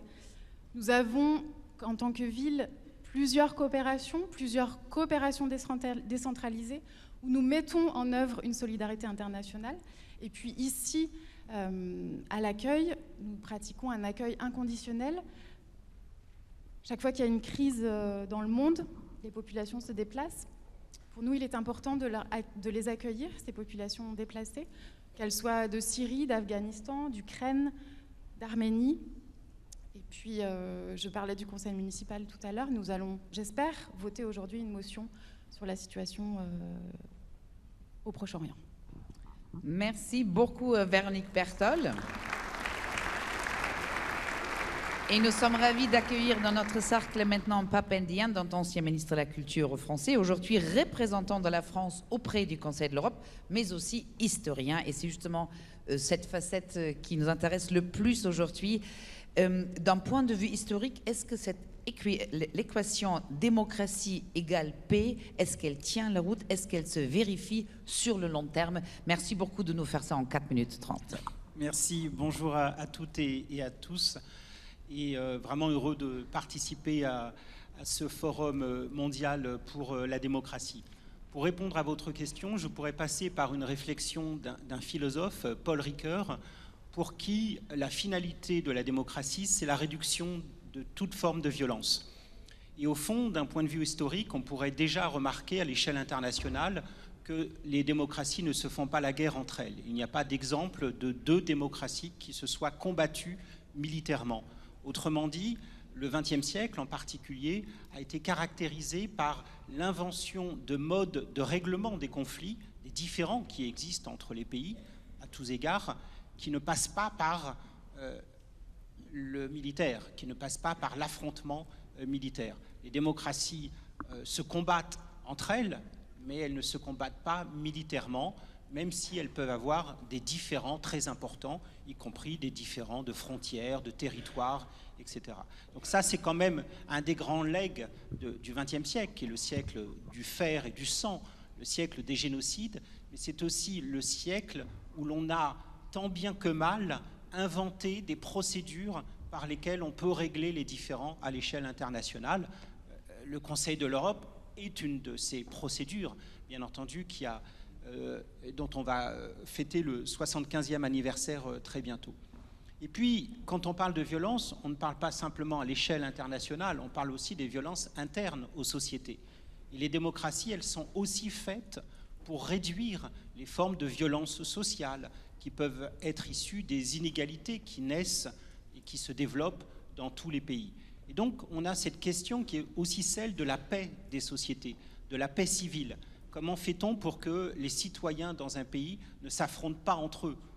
Et donc, il y a bien entendu la question du vote, à laquelle il était fait allusion. Voter, c'est exprimer un point de vue, et un point de vue qui peut être très différent de celui de son voisin, sans que pour autant ces différences ne dégénèrent en forme de violence. Et puis, c'est aussi, bien entendu, au-delà du vote, toutes les formes de démocratie sociale auxquelles le Conseil de l'Europe est également attaché, qui permettent de réduire les inégalités, d'absorber en quelque sorte des formes de violence qui peuvent poindre et qui pointent bien entendu toujours dans nos pays. Bien entendu que les violences existent, mais la finalité, me semble-t-il, de nos institutions démocratiques, c'est d'inventer à chaque fois des procédures, des moyens par lesquels les différends peuvent se résoudre de manière pacifique et de manière créative.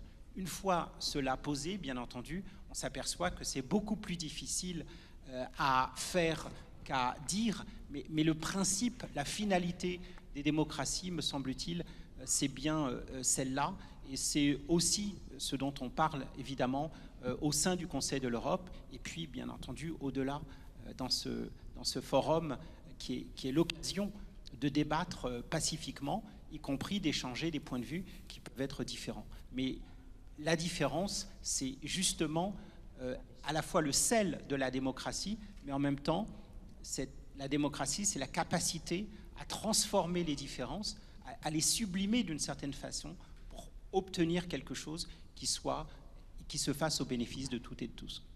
Merci beaucoup, Pape Ndiaye. Et c'est vrai, l'idée qu'il n'y a pas de guerre entre démocraties, c'est quand même un véritable point d'optimisme. Merci beaucoup à tous. Thank you very much to all of you for these words of welcome and for having set the tone of the debate. A big round of applause for all our sponsors of this event. Thank you very much indeed. Merci beaucoup. Merci, à tout de suite.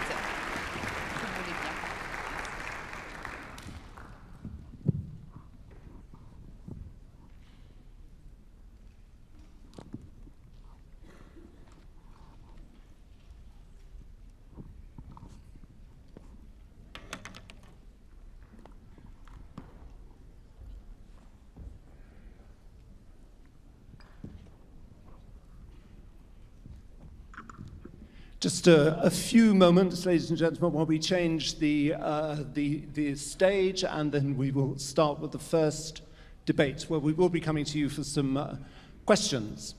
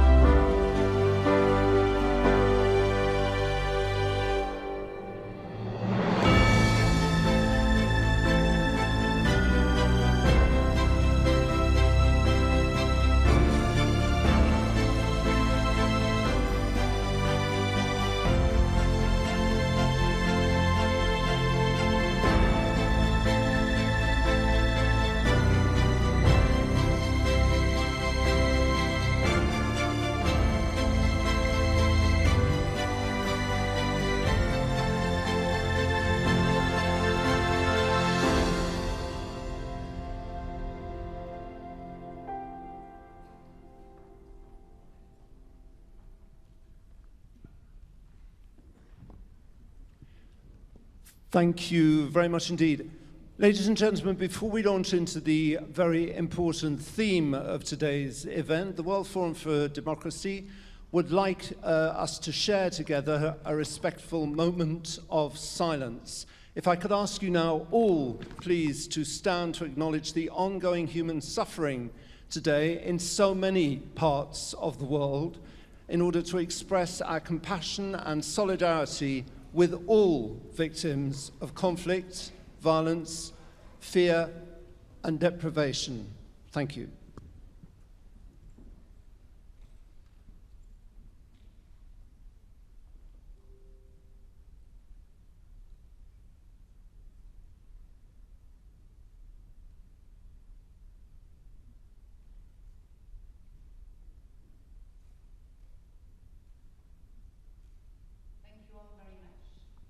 Take your seat. Thank you.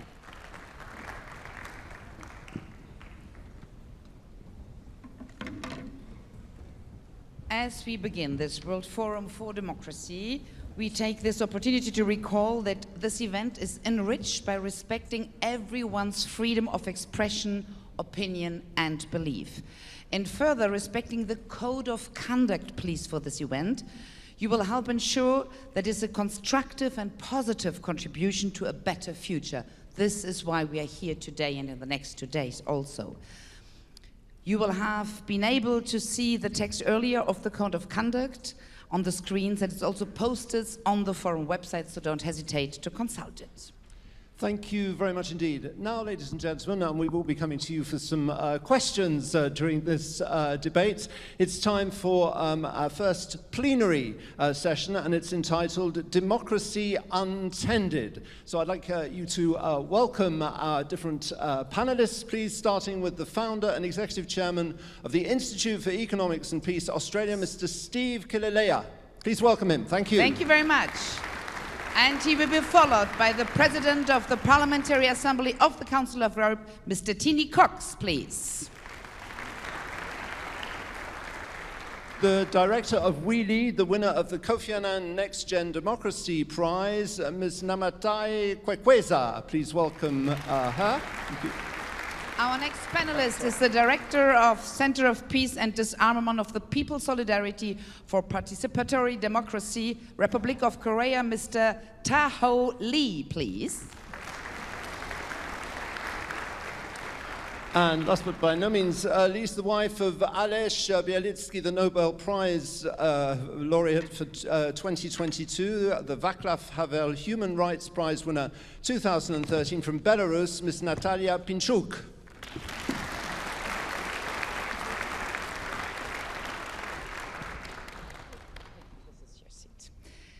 Yes, please. We are so delighted that you all join us today to discuss this very important topic. And I would like to give for the opening remarks, first of all, the word to Mr. Steve Kililea. It's up to you, please. Thank you.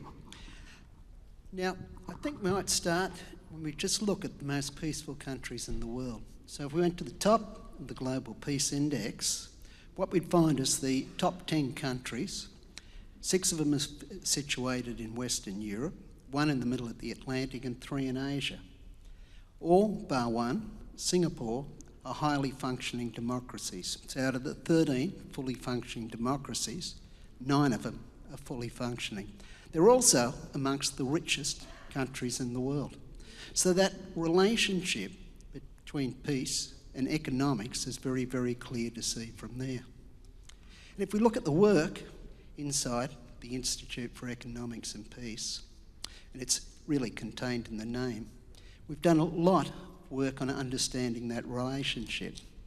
So I'll just run through a few quick macroeconomic statistics on the relationship. So for countries which are improving in positive peace, which Serge mentioned earlier on, they have 2% higher GDP growth than countries deteriorating. If we went back for the last decade, and I just mean the last decade, and we looked at the countries with the biggest improvements in positive peace, on average they had 34% higher GDP growth rate than the global average. Countries which are improving in positive peace compared to deteriorating have 3 times higher foreign direct investment, lower inflation, lower inflation, lower interest rates. In fact, inflation is 4 times less volatile. Sovereign debt ratings tend to appreciate, and also their currencies tend to appreciate over time as well. Now, obviously, these are averages, and there are many, many differences. But if we look today, wars are actually becoming unwinnable. We can see it in the Ukraine. And if we go back and just look at recent history, and I could go a lot further back, even to the Vietnam War, even with massive, overwhelming force, still very, very difficult to win. We look at Afghanistan, 20 years into it, and it's a lost war. We look at Iraq, where it is today, the countries closest to is Iran. We can come and we can look at the Ukraine. It's moving to a frozen conflict. Russia, even with its overwhelming force, when backed by powerful allies, it's still not enough for either side to win. So these come with very, very expensive costs. Now, if we come back and we start to look at peace and conflict, what we find is in systems theory is a concept of attractor planes. And so attractor planes is a spot you get stuck into as a system and very, very hard to get out. Well, we've all heard of the conflict trap. And so the countries at the bottom, very, very difficult for them to get out. But at the other end of the index, when you get to the top, it's very, very difficult to get out too. And that comes back to the concept of systems. And so societal systems are something which we really do not understand. We talk about systems, but we really, truly don't understand the way they work. And so if there's anything I would say which can improve democracy, it's really to better understand our societal systems. We don't even have good theoretical frameworks. It's one of the things that the Institute for Economics and Peace we spent quite a bit of time developing recently. And in a lot of ways, they really do give insights into the way systems operate. Democracy is declining. That's true in Europe, as in many parts of the world. The areas where it is actually improving is over in Asia, surprisingly. But if democracy is declining, then the relationship between peace and democracy must also be declining. But this comes back against a backdrop of international power. And the dynamics of international power are changing. So there's a concept called hard power. And that's a complex set of equations which take into things like the population, the amount of money spent on the military, the industrial capacity for manufacturing steel, and then many, many other things as well. So we make back to 1947, the end of the Second World War. US plus Europe had 74% of that capacity. Russia had 14%, and the rest of the world, 11%. We come to 2023, fast forward to today, China now has the largest at 27%, the US at 18%, the EU is now down to 10%, and Russia to only 4%.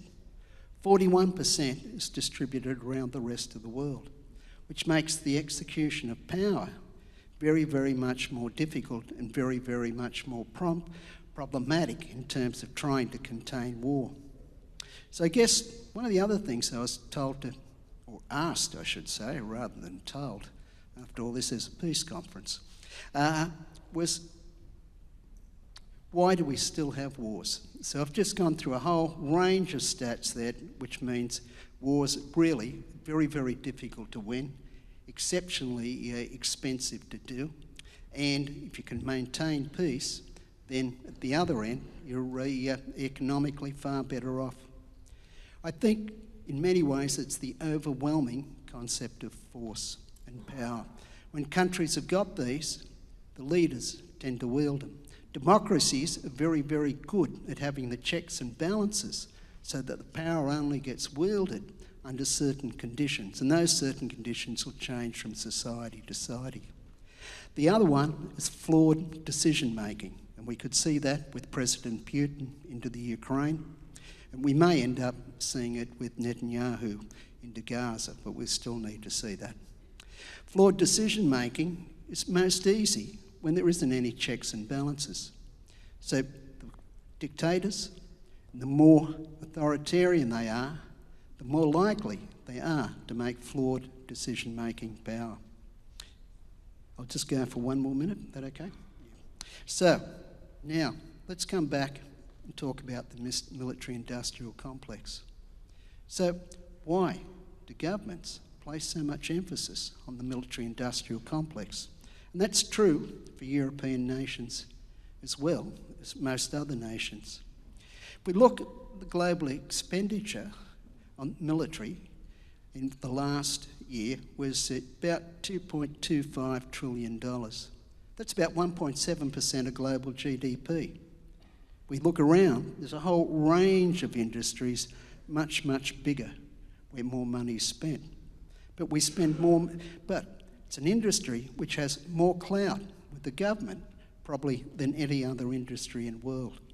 That's because of a long history of association with the military and economic dominance globally. Goes back thousands of years.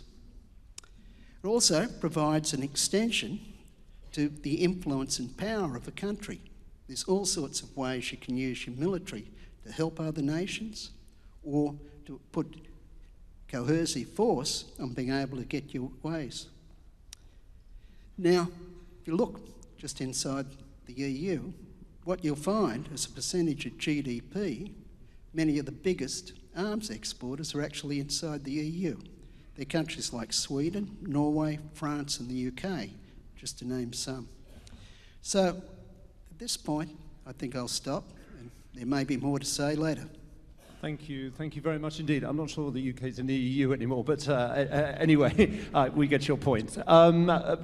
President, once again, we will be coming to your questions immediately after the introductory remarks from the panel. President, if I could ask you to make your brief introductory remarks.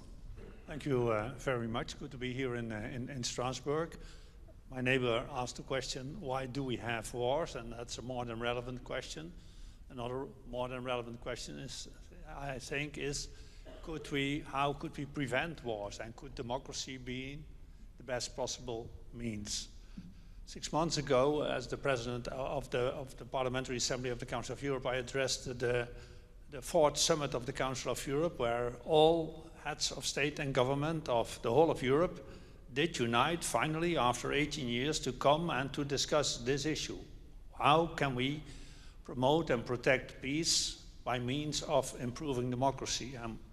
We were talking about this at a very specific moment where the war in Ukraine has shown that war is again back on European soil. In my speech to the heads of state and of government in Reykjavik, I referred to 1949. That's almost 75 years ago, when the Council of Europe, this Council of Europe, was founded. Then the founders of the Council of Europe declared that maintaining peace would depend on the protection of democracy, human rights and the rule of law. That is the way how we formulated it then. The pursuit of peace upon justice and international cooperation was considered to be vital for the preservation of human society and civilization. These are big words, but they were spoken just in the aftermath of a devastating Second World War. Democracy would be needed to protect, promote peace and prosperity amongst its citizens. That was the goal when our leaders then met, almost 3/4 of an age ago. Peace and democracy were considered as two sides of one coin.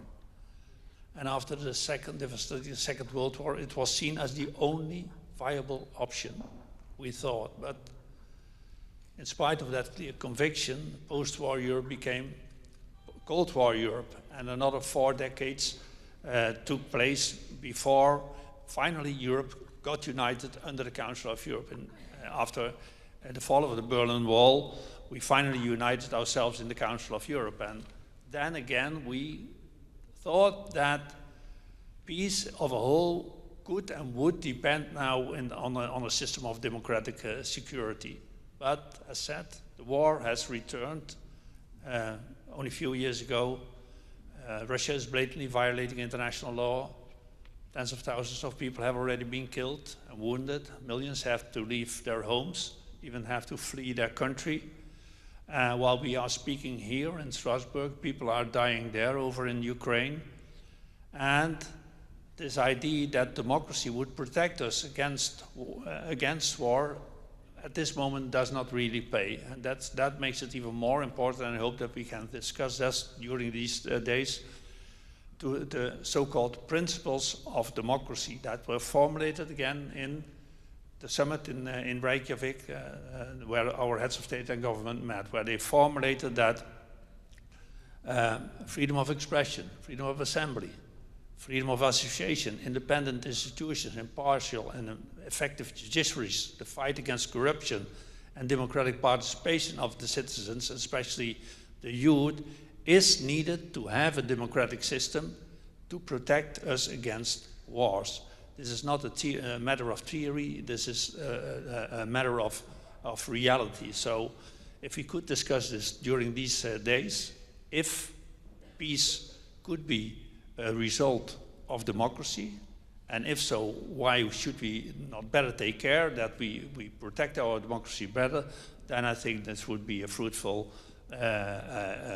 subject of this World Forum on Democracy. Thank you very much. Thank you very much, Mr. Tini Cox. I couldn't formulate it better. Absolutely, this is what we tried to figure out here. And I'm very happy to give you the floor for your opening remarks, Madame Namatai Kwenveza. I hope I pronounced it correctly. Probably not really. Okay, not really. Okay, so I just wanted to start by acknowledging the speakers that spoke before us in the previous panel. I think they did an excellent job at really interrogating certain aspects about the core relationship between democracy and peace.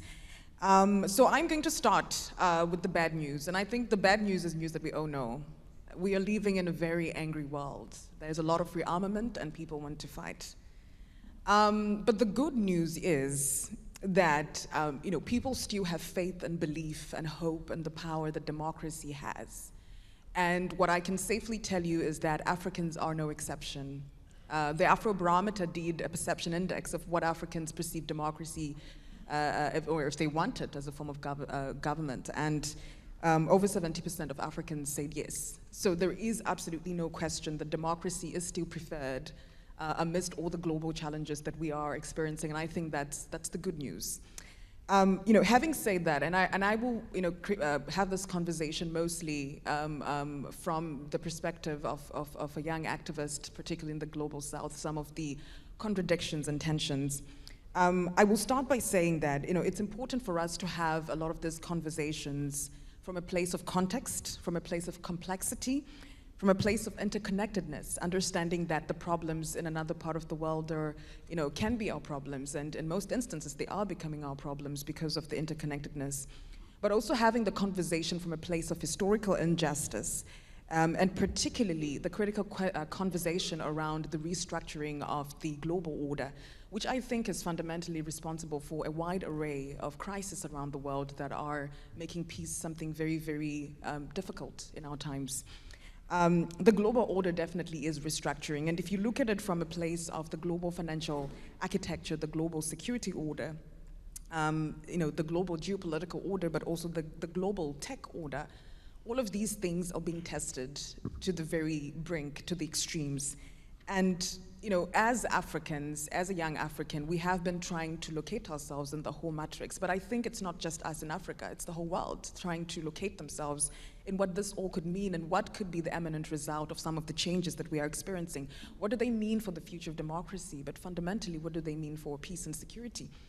In the work that I have done alongside a lot of my peers and colleagues, we have had this inevitable observation that when we are advocating for human rights in our country, it is often branded as a Western agenda, right? It's not something that is deemed Pan-African. It's fighting for the rights of the African. It's a Western agenda. And then when you have have a conversation with people that are Western, people that are from the international community, the conversation has always been like, oh, African governments are corrupt. There's a lot of coups around the continent because there is no rule of law, etc. And it has been a critical question, especially for a young mind. Who is right? Who is wrong? What is the dominant narrative, and is it the truth? And fundamentally, what we are realizing is that the current state of what is happening in Africa, particularly the deterioration of peace and security, and the ever so happening coups, particularly in the Sahel region and particularly in West Africa, are the eminent result of both intrinsic but also very much international issues that are now becoming a very complex melting pot and very difficult to manage. So it's very possible that you are a young advocate in a local country in your continent in Africa, and you are fighting for peace, for human rights, but maybe the real issues are actually emanating from some other part of the world, which you probably have no access to, you have no audience to. But at the very same time, these are issues that are affecting you at a very local level, but with much, global roots. So that really, depicts the interconnectedness. And as we reflect on all of these, we must have critical conversations on the destabilization of a lot of African countries, but fundamentally a very critical conversation on what this has meant in the context of peace. And true to say, there are a lot of internal issues, a lot of corruption that is happening, a lot of opportunistic behavior from African militaries. And I'm going to just end on that note, because I will just talk about that after my remarks, and then I'll give time to the next speaker.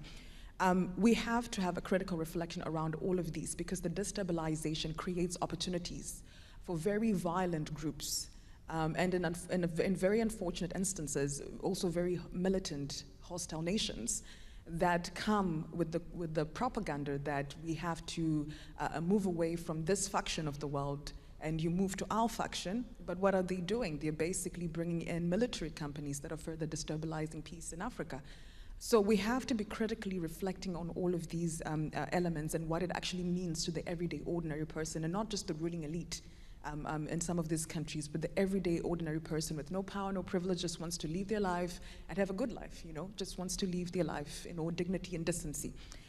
So having said that, I will end it on the note of reflecting on what has actually been happening across the continent. So since 1950 until 2022, Africa has had about 214 coups. 106 have been successful. I don't know what's successful call, but that's just what we're learning. And then 108 have been unsuccessful. So these have been attempts that actually never ended well. And we look at the hotspot, which is in West Africa, where we had Mali, Niger, Gabon, Burkina Faso, Sudan, and Chad. All of these have had military coups, and some of them have been quite repetitive in the past 5 to 10 years. And fundamentally, we look at regions that didn't have any coups in the past, like the region I'm from, Southern Africa, where we had a coup that is branded not a coup, but it was a coup. It was just a very sophisticated coup, very, very intelligently calculated, but a coup nonetheless, because the military did have a takeover, and eventually we had an election in 2018. So all of these things are actually happening across the continents, and there's a lot of life, a lot of destabilization, but also a lot of mass migration. People are on the move. Some of them are moving into Europe because of what is happening on the continent. And the question for me has always been, why is it that we've had this resurgence of coups? And fundamentally, it comes back to what I said at the beginning. They are both local but also global issues that are adding to what is happening in these regions, and we cannot ignore both. So if you talk to an African politician today, they are most likely to give the global reasons. Oh, the West is terrible. Oh, they are neo-colonialist. And in the context of historical injustices, they are right to argue that. But what they do not want to do is to have an intrinsic reflection on the local issues that are also fueling that. And you often hear, the international community want to really focus on the intrinsic, the domestic issues that are fueling that, without the world actually understanding that it's taking both the local, but also the international aspects that are coming together and actually creating those opportunities. And unfortunately, in instances where the militaries do take over, we can be rest assured that it would be very difficult to restore democracy, let alone peace. Those people will run around, hiding behind the coup time propaganda that civilian authority is weak, civilian authority is puppetry, it's not legitimate, to this particular state. But at the end of the day, you realize that it's about self-interest. They will always run with whatever agenda that they have, but it's about self-interest. So I'll conclude it with this. In as much as Africa has had a lot of issues, intrinsic and international, we've had issues, to do with colonialization, which is now amassing itself in a very strong decolonial agenda. And I think that's a very important thing, because states must self-determine. They must be free to decide about their resources. They must be free to get equal market share in the international system and the international financial architecture. All of that are things that we agree with.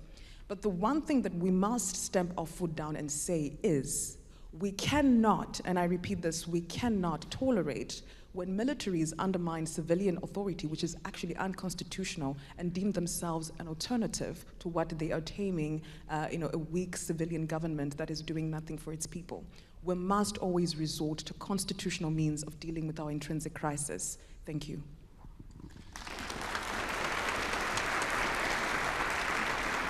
Thank you very much indeed, Mrs. Querqueza, for those very thought-provoking ideas. I'm sure that there'll be some reaction in the room. We're now handing over to the Director of Centre for Peace and Disarmament of the People's Solidarity for Participatory Democracy of the Republic of Korea, Mr. Lee. I think you're going to be talking in Korean, are you? So maybe we need some time so that people can put on their headphones, because I'm not sure that everybody in the room is totally fluent in Korean. So I think we're all ready on the stage too. So please, the floor is yours for some introductory remarks. Thank you. 예, 이 자리에 초대해 주셔서 감사합니다. 특히 유럽과 세계에서 모인 청년들과 대화할 기회를 갖게 돼서 기쁩니다. 오늘 이 자리에서는 민주주의와 평화에 대해서 얘기하고 있는데요. 몇 가지 토론 포인트를 제공해 볼까 합니다. 먼저 포럼 제안문에 보면은 민주주의가 평화를 보장한다는 믿음이 최근에 와서 위협받고 있다 하는 내용이 나오는데요. 저는 여기에 동의합니다. 다만 그런 믿음이 정말 널리 공유되고 이행되어 왔는 건지에 대해서는 따져볼 필요가 있다고 봅니다. 특히 우리의 정부들이 정치, 경제, 그리고 군사, 외교 정책에 이러한 믿음을 반영하고 있는지에 대해서는 의문입니다. 제가 참여하는 평화 캠페인에서는 군비를 축소해서 사람과 지구를 살리는 데 사용하자, 그리고 갈등을 평화적으로 해결하자는 주장을 해오고 있는데요. 이런 목소리는 저희가만 아니더라도 전 세계에서 커져가고 있습니다. 근데 불행한 것은 이런 목소리에 응답한 정부들이 많지 않다는 겁니다. 한국을 포함해서 대개의 정부는 힘을 통한 평화를 추구하고 있습니다. 자유를 지키려면 힘이 필요하다, 또는 규칙을 관철하기 위해서도 힘이 필요하다 하는 논리가 작동하는 것으로 보입니다. 유럽에 있는 적지 않은 나라들, 그리고 한국이 냉전 시대에 형성된 군사동맹, 그리고 핵무기에 여전히 의존하고 있습니다. 그리고 이러한 경향은 강화되고 있습니다. 힘에 의한 평화 추구는 명백한 부작용을 낳습니다. 일단 한반도 상황을 예를 들어보겠습니다. 여러분, 남한의 1년 군사비는요, 북한 전체 GDP의 1.5배에 이릅니다. 북한의 군사비가 아니고요, 북한 전체 GDP의 1.5배의 군사비를 남한이 매년 지불하고 있습니다. 냉전이 끝난 후에 남한은 북한이 지불한 군사비의 약 10배를 지출해 왔습니다. 상황이 이렇다면 과연 누가 누구를 위협하고 있는가에 대해서 논란이 생길 수 있습니다. 북한은 재래식 군비 경쟁을 포기하고 재래식 군비 경쟁을 감당하기 힘들어서 핵무기를 가지려고 하고 있습니다. 21세기 이후에 핵 보유를 포기한 나라들에 대해서 핵을 가지고 있는 강대국들이 안전을 보장하지 않았다는 게 사실 중요한 핑계거리가 되고 있습니다. 사실 한반도 문제를 해결하기 위해서는 우선 계속 지금 진행되고 있는 휴전 상태를 좀 끝내자, 전쟁을 끝내자 하는 해법이 굉장히 알기 쉬운 해법일 것 같은데 좀처럼 이런 해법에 정부들이 동의하지 않고 있습니다. 아까 팩트 체크에서 민주주의 국가 간에는 전쟁이 일어난 적이 없다, 최근에. 맞습니다. 그렇겠죠. 근데 사실 불행하게도 발전한 민주주의 국가들이 전쟁을 일으키거나 부추기거나 하지 않는다는 것은 입증된 바가 없습니다. 규칙을 중시한다든가 인권 침해에 대해서 보편적이고 일관된 입장을 취한다든가 하는 것도 불행하게도 입증되지 않고 있습니다. 우리가 성취한 민주주의를 폄훼하려는 의도는 없습니다. 저도 민주주의를 위해서 목숨 걸고 싸워왔습니다. 지금 우리에게 필요한 감각에 대해서 말하고 싶은 겁니다.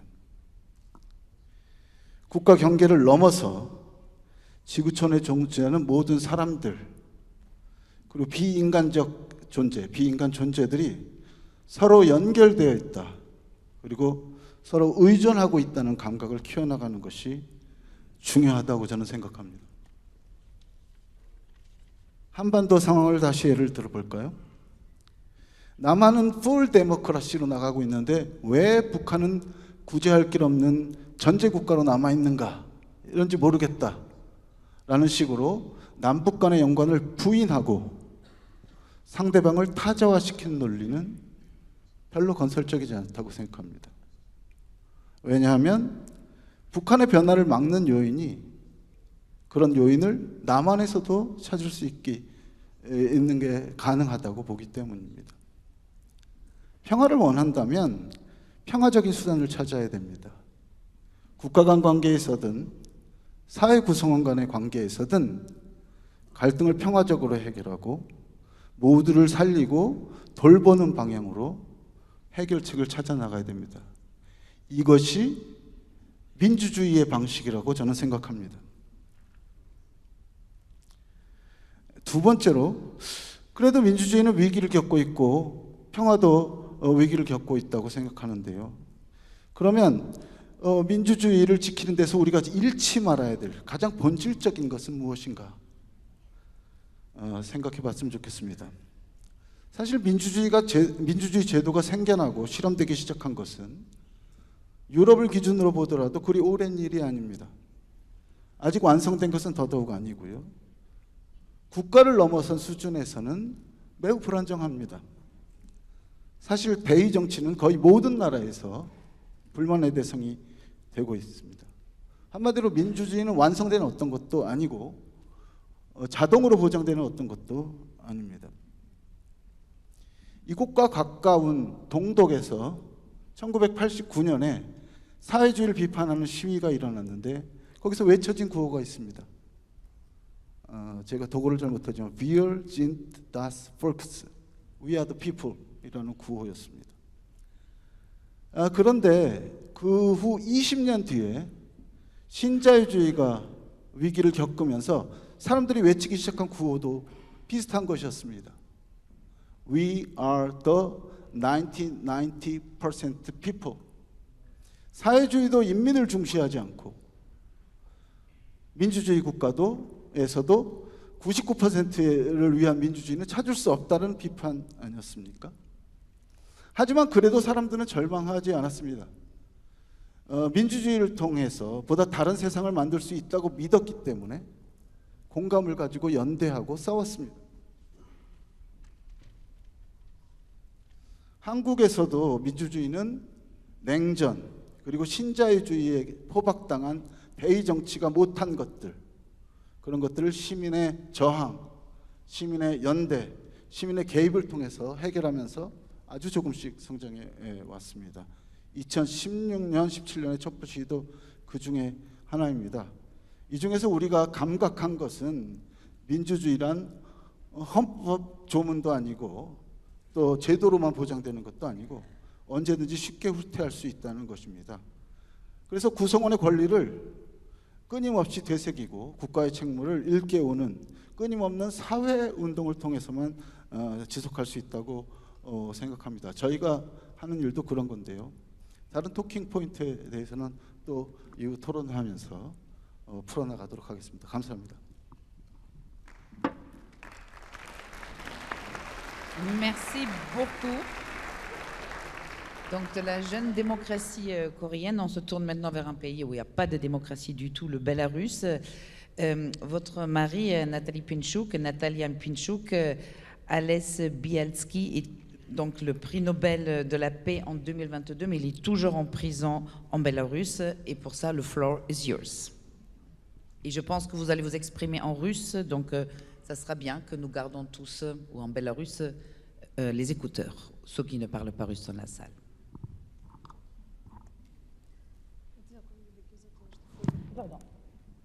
Дякую велике за то, что предоставили слово на такой почесной конференции.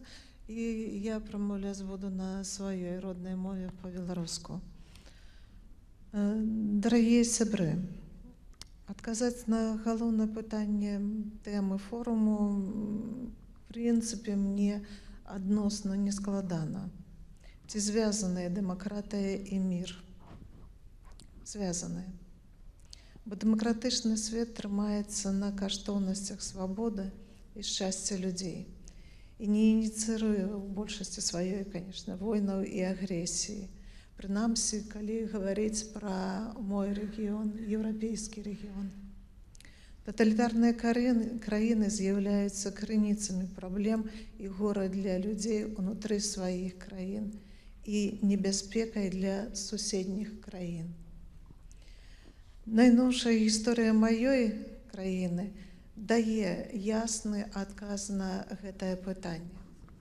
У нас сітуацыя чорна-белая, абсалютна ясна, дзе бок зла, а дзе бок добра. Сёння дыктатар Лукашенко, растаптаўшы парасткі свабоды ў Беларусі, стаў саўдзельнікам Пуціна ў ваенных злачынствах супраць Украіны і яе народу. Так, з аднаго боку рэжым, які за 29 гадоў знішчыў дэмакратыю, зрабіў Беларусь плацдармам для расійскай агрэсіі і упусціў ядзерную зброю ў краіну. А з другога боку, гэта беларускае грамадства. Беларусь не Расія. Беларускі народ не хоча быць часткай расійскай імперіі і ваяваць за яе. Гэта галоўная прычына, чаму Лукашенко не асмеліўся адправіць беларускае войска на тэрыторыю Украіны. Мільёны беларусаў у 2020 годзе выйшлі на масавы мірны пратэст супраць дыктатуры, які тады вось гэты пратэст уразіў увесь свет. Але ён адышоў на другі план на фоне расійскай агрэсіўнай вайны. Але хто ведае, калі б у 2020 годзе свет не пакінуў нас сам-насам з дыктатарам, за спіной якога стаяў Пуцін, то Беларусь без дыктатуры не стала б зямлёй, адкуль пачынаўся расійскі напад на Кіеў і адкуль лецелі смертаносныя ракеты на нашу добрую соседку Украіну. 29 гадоў дыктатура Лукашэнкі знішчае свабоду беларусаў і саму беларускую ідэнтычнасць. З 2020 году гэта знішчэнне набыло выразныя рысы вайны з беларускім народам. Удзельнікаў мірнага пратэсту адкрыта забівалі на вуліцах, а цяпер даводзяць да смерці палітычных вязняў у турмах. Палітычных вязняў у нас паводле падлікаў праваабаронцаў вядома 1500, але іх, па праўдзе, значна больш. Десяткі, а можа сотні тысяч пацярпелі ад рэпрэсіяў, найбольш адукаваных, у самым працавітым узросце, найбольш свабодалюбных людзей выціскаюць з краіны, пазбаўляючы яе будучыні. Так Беларусь робіць тэрыторыю без народу, плацдармам для наступных чужых агрэсіўных планаў. Мой бацька – ветэран Другой сусветнай вайны, дзе адважна прайшоў цяжкія выпрабаванні. Ён ненавідзеў вайну. Жыў у сваім часе і па інерцыі лічыў савецкі рэжым гарантам стабільнасці. Але, будучы чалавекам прынцыпаў праўды і справядлівасці, урэшце прыйшоў вялікую эвалюцыю і стаў шэрагі тых, хто змагаўся супраць дыктатураў, за свабоду і дэмакратыю, якія толькі і забяспечваюць сапраўдны мір. Майму мужа, лаўрэата Нобелевскай прэміі міра, ворагу свабоды тыя, хто гатовы распальваць вайну, кінулі ў турму. Калонія ў горадзе Горкі мае жахлівую рэпутацыю, як канвеер здзеку з палітычных вязняў. Мала таго, хранічна хворага Алеся 2 тыдні таму за нейкія суяўныя парушэнні перавялі ў больш жорсткі рэжым укрытую турму у межах той жа ж калоніі. Адваката, які спрабаваў патрапіць да яго, не пусцілі. і гэта сітуацыя цягнецца ўжо даволі працяглы час. Тым часам Лукашэнкаўскае міністэрства ўнутраных спраў абвясціла створаны Алесем праваабарончы цэнтр «Весна» і яго інфармацыйныя рэсурсы экстрэмісцкім фарміраваннем. Гэта значыць, што дыктатар лічыць экстрэмізмам абарону правоў чалавека.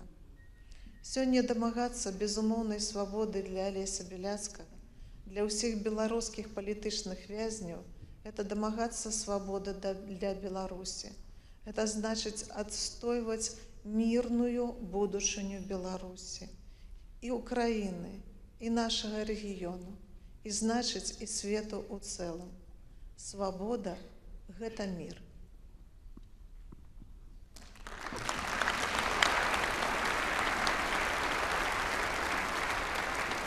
Thank you very much indeed, Ms. Pinchuk, for that very personal testimony. We're now going to go to questions. If I could say, obviously, there are so many issues people feel very strongly about today. If I could ask you to just ask questions, please no long statements, or we'll have to ask you to shorten them because people feel very strongly about things. But if you could concentrate on trying to ask questions to panel members, who would like to make a point or ask a question? Who? Yes, number 97. If you want to, it would be nice to know who you are if you want to introduce yourself. What's your question? I am Azar. I'm from Cyprus, and I am part of the Council of Europe youth delegation. As a person who was born in the last divided capital of Europe, Nicosia, I would like to kindly direct to Mr. President a question. Isn't it a bit contradictory to indicate that the war and conflict has recently returned to Europe, even though both Cypriot Republic and two Cypriot communities remain divided for the last half century? Thank you very much for the question. We'll take several questions before we answer. Let's take, I see there for... I can't read. 417, please. Thank you to introduce yourself. Hi, my name is Anna Knobhout. I'm part of the Advisory Council on Youth. And thank you so much for this wonderful panel. I was questioning about the reflection that the speaker had about what can we not forget when forging a democracy. And I think it's important that we do not forget youth, because youth is needed as a part of democracy and is needed as a part of protecting peace. And my question is, how do we locate youth in the changing elements on the world structures and the elements on democracy in modern society? And how would any of the speakers like to enhance youth participation, whether it be online or offline? Thank you. Okay, thank you very much indeed. And for our panelists, you're free to obviously answer any points that you want. Just collect some questions. 333. Thank you. My name is Sabina. I'm from Belarus, and I'm also a youth delegation. I will speak in Belarusian at first.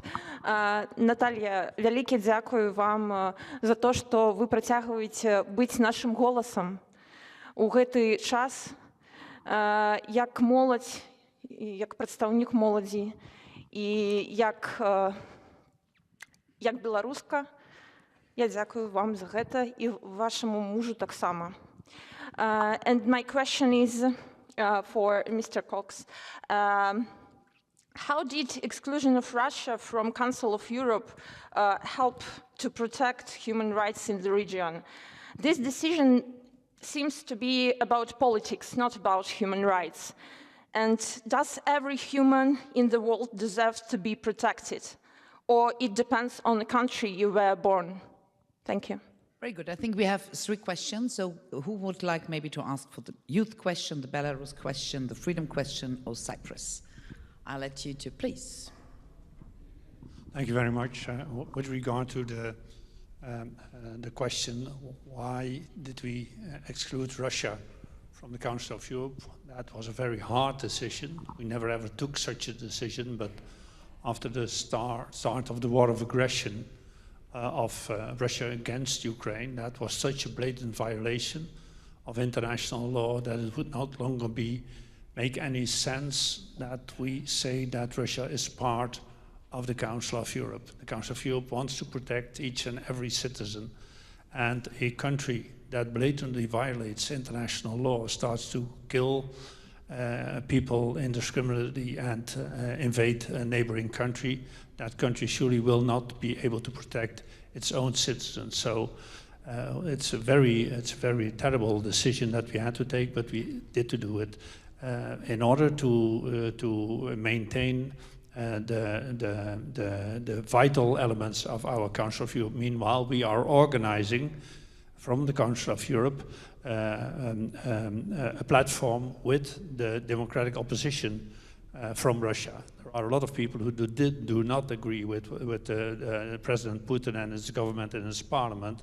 And I think within a few weeks I will meet again with the Russian democratic opposition to discuss how we can indeed stand for the protection of all citizens, as you said, because that is and remains the goal of our organization. With regard to Cyprus, yes, I do agree that it's a shame that this country, this independent state of Cyprus, is now for so long under Turkish occupation. That's again a blatant violation of international law. That was the reason that I recently visited the government and the parliament of Cyprus, and to call for a restart of negotiations, so that these negotiations have to lead to restoration of an independent, sovereign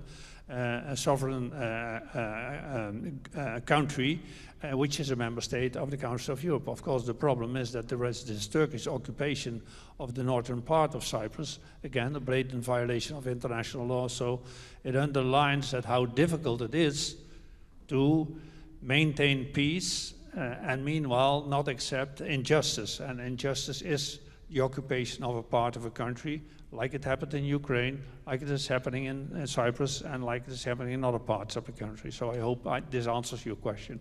Thank you so much. Ms. Quick Ways, I tried better this time. Maybe you are the best, I think, situated to answer the youth question, how we can imply youth better in the democratic process. Okay, thank you for that.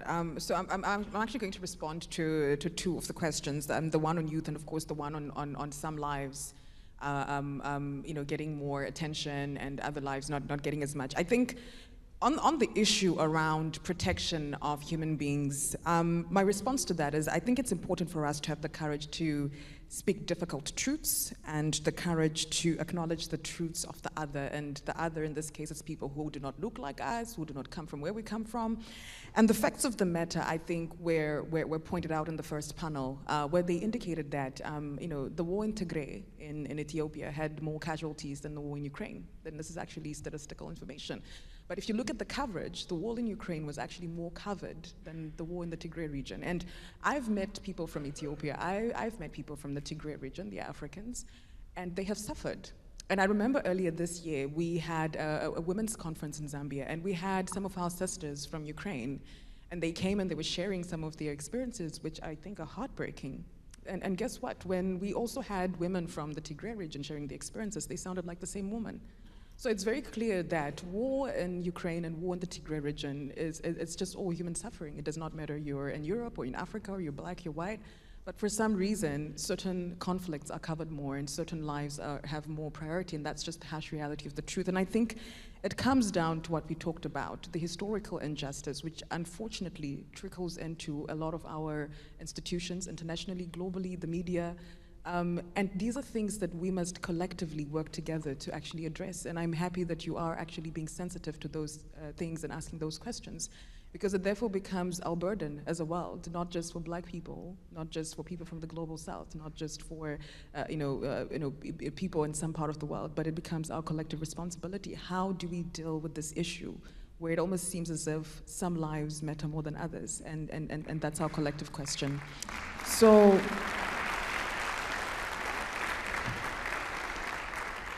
In response to the youth question, just very quickly, I come from a continent where the bulk of the continent are young people. In my country, 69.7% are young people under the age of 35. the UNFPA said that over 62% are under the age of 25. So it's a very young population. And the same trend is in most African countries. But Africa has some of the oldest leaders. You know, we have very old politicians. Young people are not included in decision making. They're not included in governance. And they're practically elbowed, like they're elbowed out. So I thought it was authentically an African issue until I figured, well, this is actually happening in a lot of different parts around the world, even in places you wouldn't expect. So the systemic and structural exclusion of young people is a global phenomenon. It's not just something that is restricted to Africa.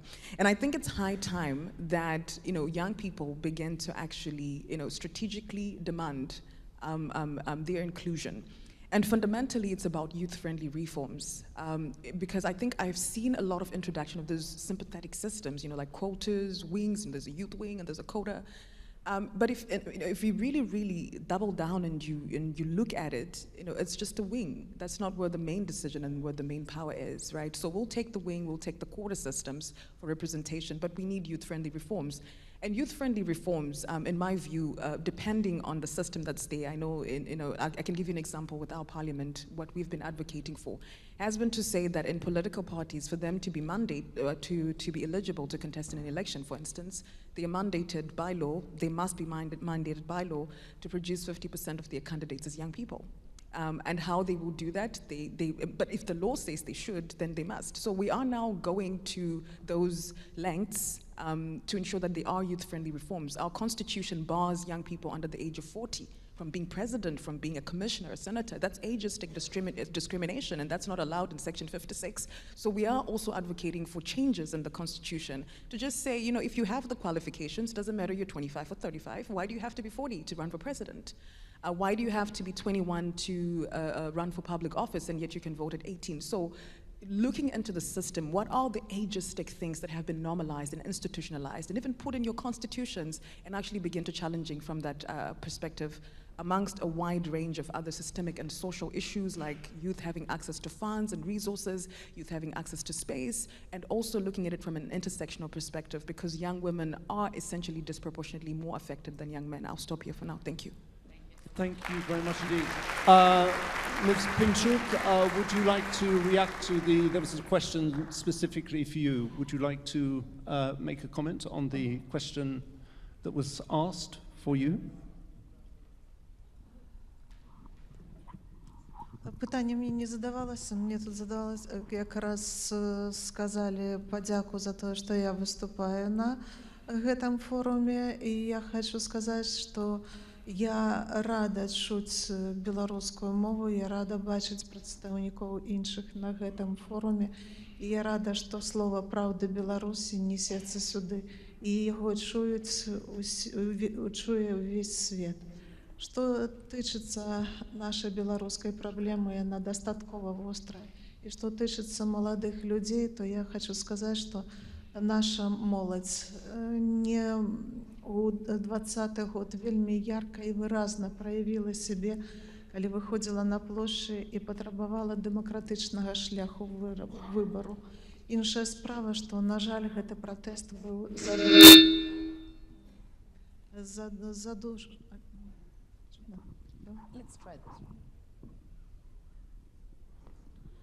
Шкада, што зараз асноўны моладзевы элемент выцісняецца з межаў Беларусі.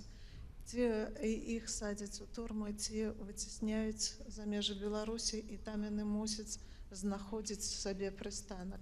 Мы вельмі спадзяёмся, што вось гэты малады запал, які з такой прыгажосцю выліваўся ў 2020 годзе, ён все ж таки не згасне, і будучыня, конечно, за нашими белорусами. Дякую за увагу, дякую за вашу присутність. Спасибо. Thank you very much.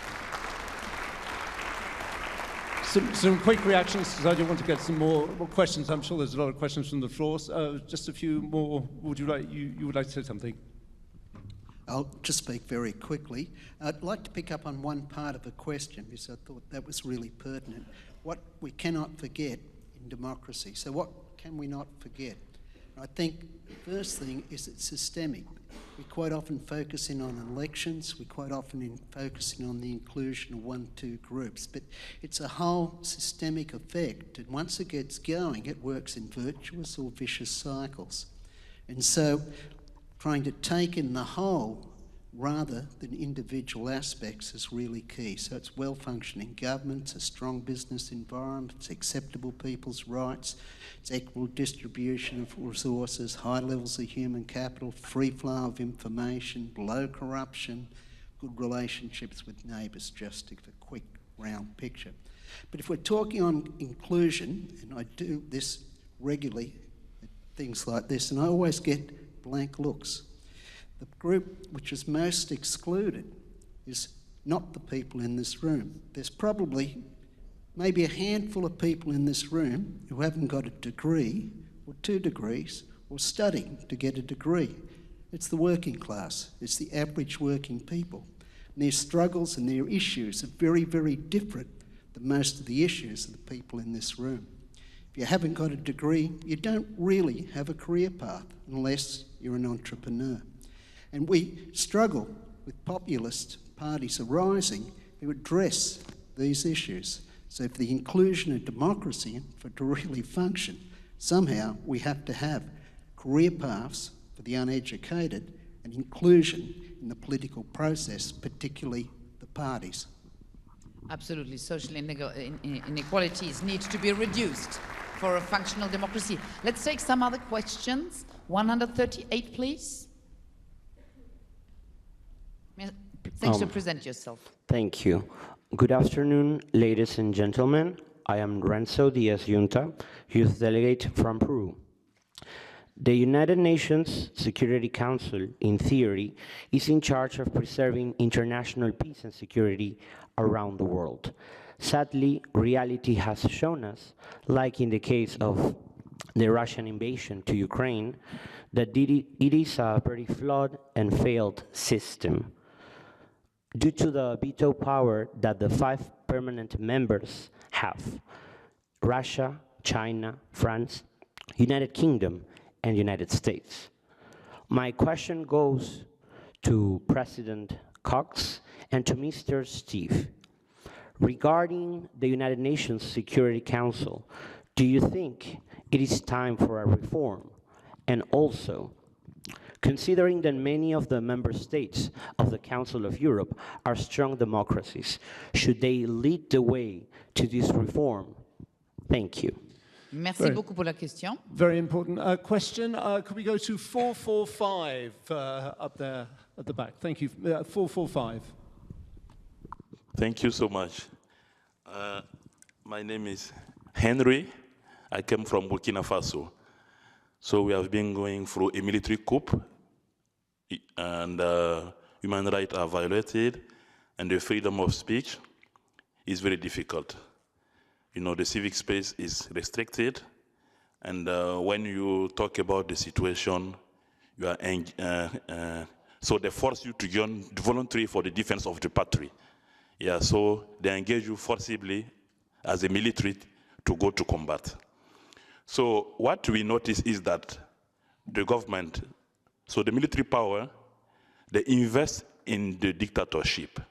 They give money to the activists to sleep in the roundabouts to protect their power. And they consider those who talk about democracy as the enemies of the country. So they invest in their power. But the young activists for democracy will lack means, you know, to share the values of democracy in the schools, in universities, in the civil society spaces. So what do you have as mechanism to support those in the Sahel who want to engage more in democracy? Thank you. Thank you very much, and we will take another number here. I can't see your sign, I'm sorry.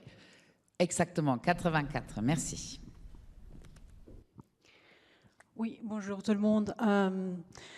Je suis Svitlana Spenley, présidente d'une association qui s'appelle Women for Ukraine. Je suis française, moldave, ukrainienne et juive à la fois. Et j'ai une question pour vous tous, ou pour ceux qui voudraient bien nous apporter leur expertise là-dessus.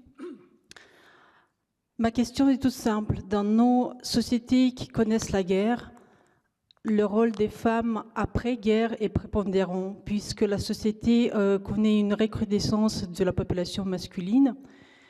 Donc, j'aimerais bien avoir votre avis, comment impliquer les femmes dans le futur démocratique de ces pays post-belliques et comment favoriser leur implication dans les processus démocratiques après-guerre. Merci beaucoup, excellente question. We would like to get in as many questions as possible, so that this will involve the panelists giving short answers if you can. Let's go to 202.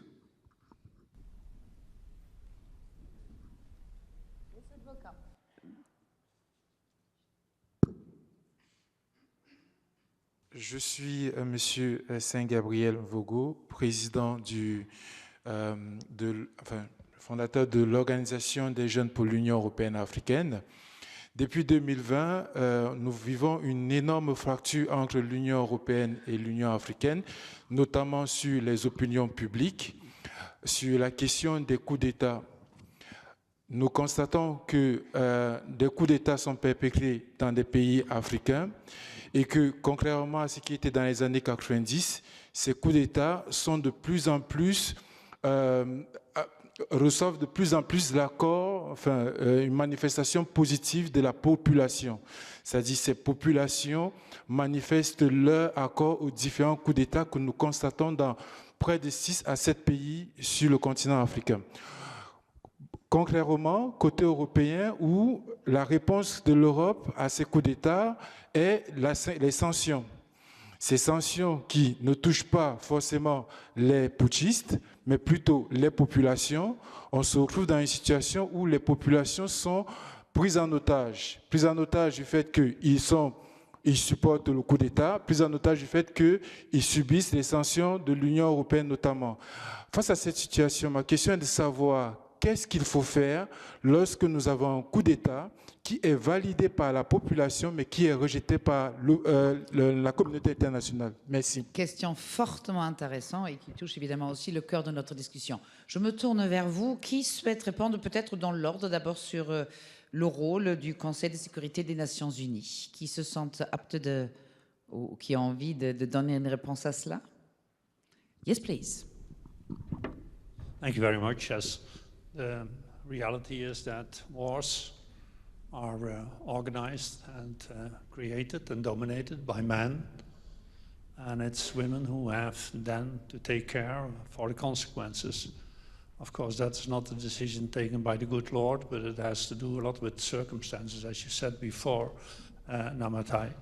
In the Council of Europe, we are discussing this issue a lot. How can we involve women more in the rebuilding of a country after wars, but also how to play a role in the prevention of wars. And I think that the role that is played until now by women in governments, in parliaments, is, as it was said before, it is still far too low.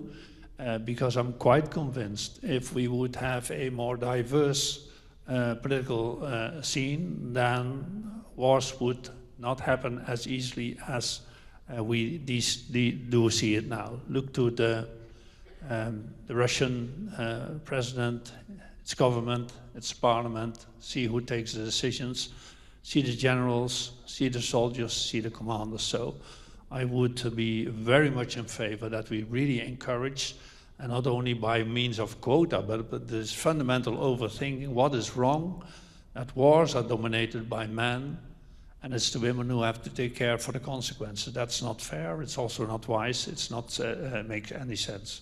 I'm very conscious of the fact that we haven't heard, taking a lot of notes, Mr. Lee. I'd like to hear your replies to some of the questions we haven't heard you yet.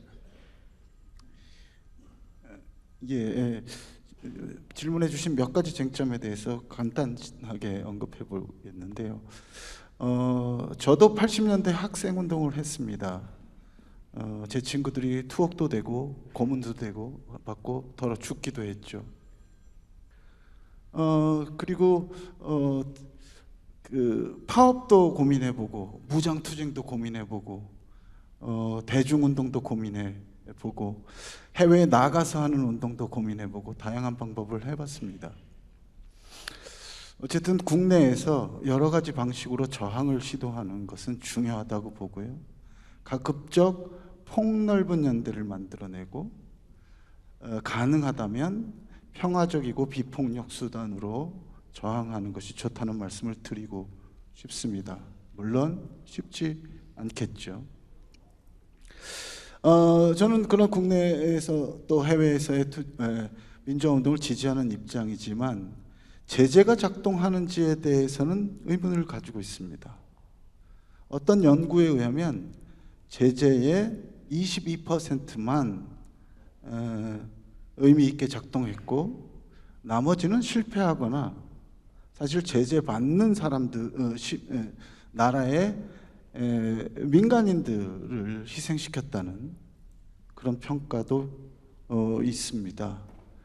그렇기 때문에 제재가 어떤 문제의 해법이 될 수는 없고 잠시 어떤 문제를 환기시키는 그런 장치가 되어야 된다고 저는 생각을 하고 있습니다. 그다음에 마지막으로 전쟁 종료 이후 여성의 역할 말씀하셨는데요. 사실은 전쟁은 쉽게 종료되지 않습니다. 한국은 휴전이 됐는데도 70년간 공식적인 전쟁이 끝나지 않았죠. 우크라이나에서 일어나는 전쟁도 어떤 방식으로 마무리될지에 대해서 많은 고민들이 필요한데요. 거기서 여성의 역할들이 굉장히 중요할 수 있습니다. 단순히 어떤 전쟁 끝에 무언가를 뒤처리하는 역할이 아니라 평화를 만들어내고 협상을 하는 데서 여성의 관점과 역할이 매우 중요할 수 있다고 저는 믿습니다.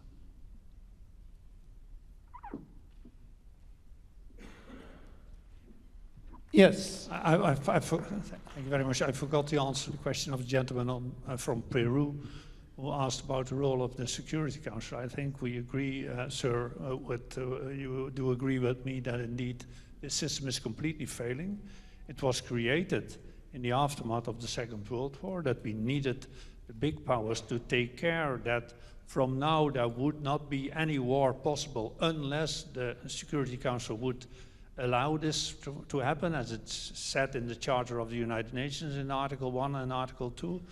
But now we see that wars are started, organized, created by these powers who should maintain peace. Russia is an example, which is illegal invasion of Ukraine. Of course, Russia should have protected us for this war, but it's instigating this war. And we have seen it with the United States on other moments, where it was the United States who blocked to create peace and was involved in organizing war. So yes, we need surely this reform, and there's a lot of discussion already ongoing in the United Nations General Assembly, and I'm happy that at least the General Assembly of the Council of the United Nations at least comes up with strong statements, for example, with regard to the end of the violence between Israel and the Gaza. But it should be the Security Council. This Security Council is not able to function, so it needs surely a principled reform. Thank you very much. Mais peut-être quelqu'un peut plus encore répondre à cette question sur l'Afrique, sur cette idée que les... je pense, voilà, je vous donne tout de suite la parole.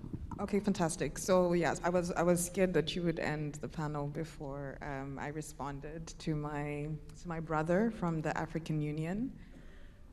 So, I mean, he gave the comments that maybe it's the translation, because I think he spoke in French, and in the English translation, what I basically heard was that when the coups happen in Africa, apparently the population is in agreement, or it's what they want. He said sometimes. It was more differentiated. He said Niger, I think he talked about, where the people seems to support the putschist against the old government. This is what how we can react to this. This was the question. Okay, fantastic. So, so there was a bit of translation issue there. But I think what I just wanted to comment on that is to say that, you know, I mentioned at the beginning of my presentation that the Afrobarometer actually did a perception index. So this is actually statistical, and it's from a credible source. Africans want democracy. But what I think that they are celebrating in those moments when there's a coup, it's not the coup itself. I know this because I lived through a coup in my country. So in 2017, the military took over against the notorious Robert Mugabe, right? And that was a military coup. But I also was one of the people who went to march in the streets. What we were celebrating was that he is gone. Like, we were celebrating that the man is gone now. That is what people were celebrating. But we were not celebrating the military. We were not celebrating the military takeover. We're celebrating that a tyrant who was responsible for our suffering for such a long time is gone. That was what people were celebrating. If you have had people that lived through 2008, people that went through a lot of difficulty because of the system that was there, that is what they celebrated. And it's always a conversation, and I think we must be very careful when we approach that particular conversation, because I think it's a very, very political space, and we can easily pass on a very incorrect message, particularly to the young, but also particularly to our neighbors and the rest of the world, that I know Africa embraces totalitarianism or coups or dictators. That's not the case. But I think of fundamental importance is to actually ask why people celebrate. And I think it comes back to what I discussed earlier on, which is the conversation around addressing historical injustice. The militaries are presenting themselves as the liberators. They are very much aware of the neo-colonial issues, the colonial encroachment that denies Africans the right to self-determine, to have self-determination of our own resources, of our own territories. For years and decades, we've watched foreigners come and exploit, and this is not just foreigners from the West, it's also from the East. If you see how Chinese companies treat the black worker, like the black African worker, I mean, it is the equivalent of slavery. If you see how a lot of our resources were taken to Europe and America, and we're not getting a fair share of that market value, that is absolutely, upsetting. It's outrageous, right? And they have basically, in essence, said that we need to fight this, and that's what they're running with. But I think that we cannot. Because I've always said, what does democracy mean to an African? And when you ask an African, how do you reach democracy?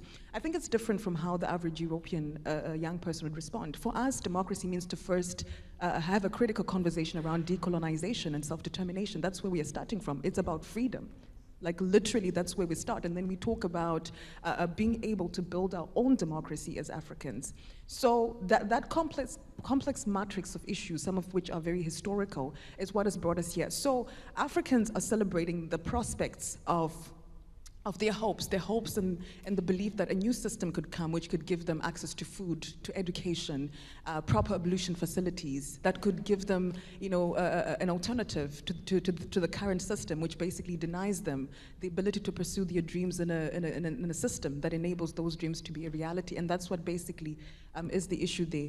So very complicated, very complex, but I think we must be sensitive of all of those dynamics, but fundamentally address the elephant in the room, which I think sometimes militaries do take advantage of, and that is the elephant of decoloniality. Thank you. Thank you very much indeed. We're very aware of the time. We've got 10 more minutes, because afterwards you'll all tell us that we didn't let you eat. But a quick round, very quick questions maybe. I'll take 200, yes, the gentleman here. Yes, you. I can't see your number. 200, what are you? Hopefully you can hear yes, me. Hello, my name is Mateusz Szumowski. 202.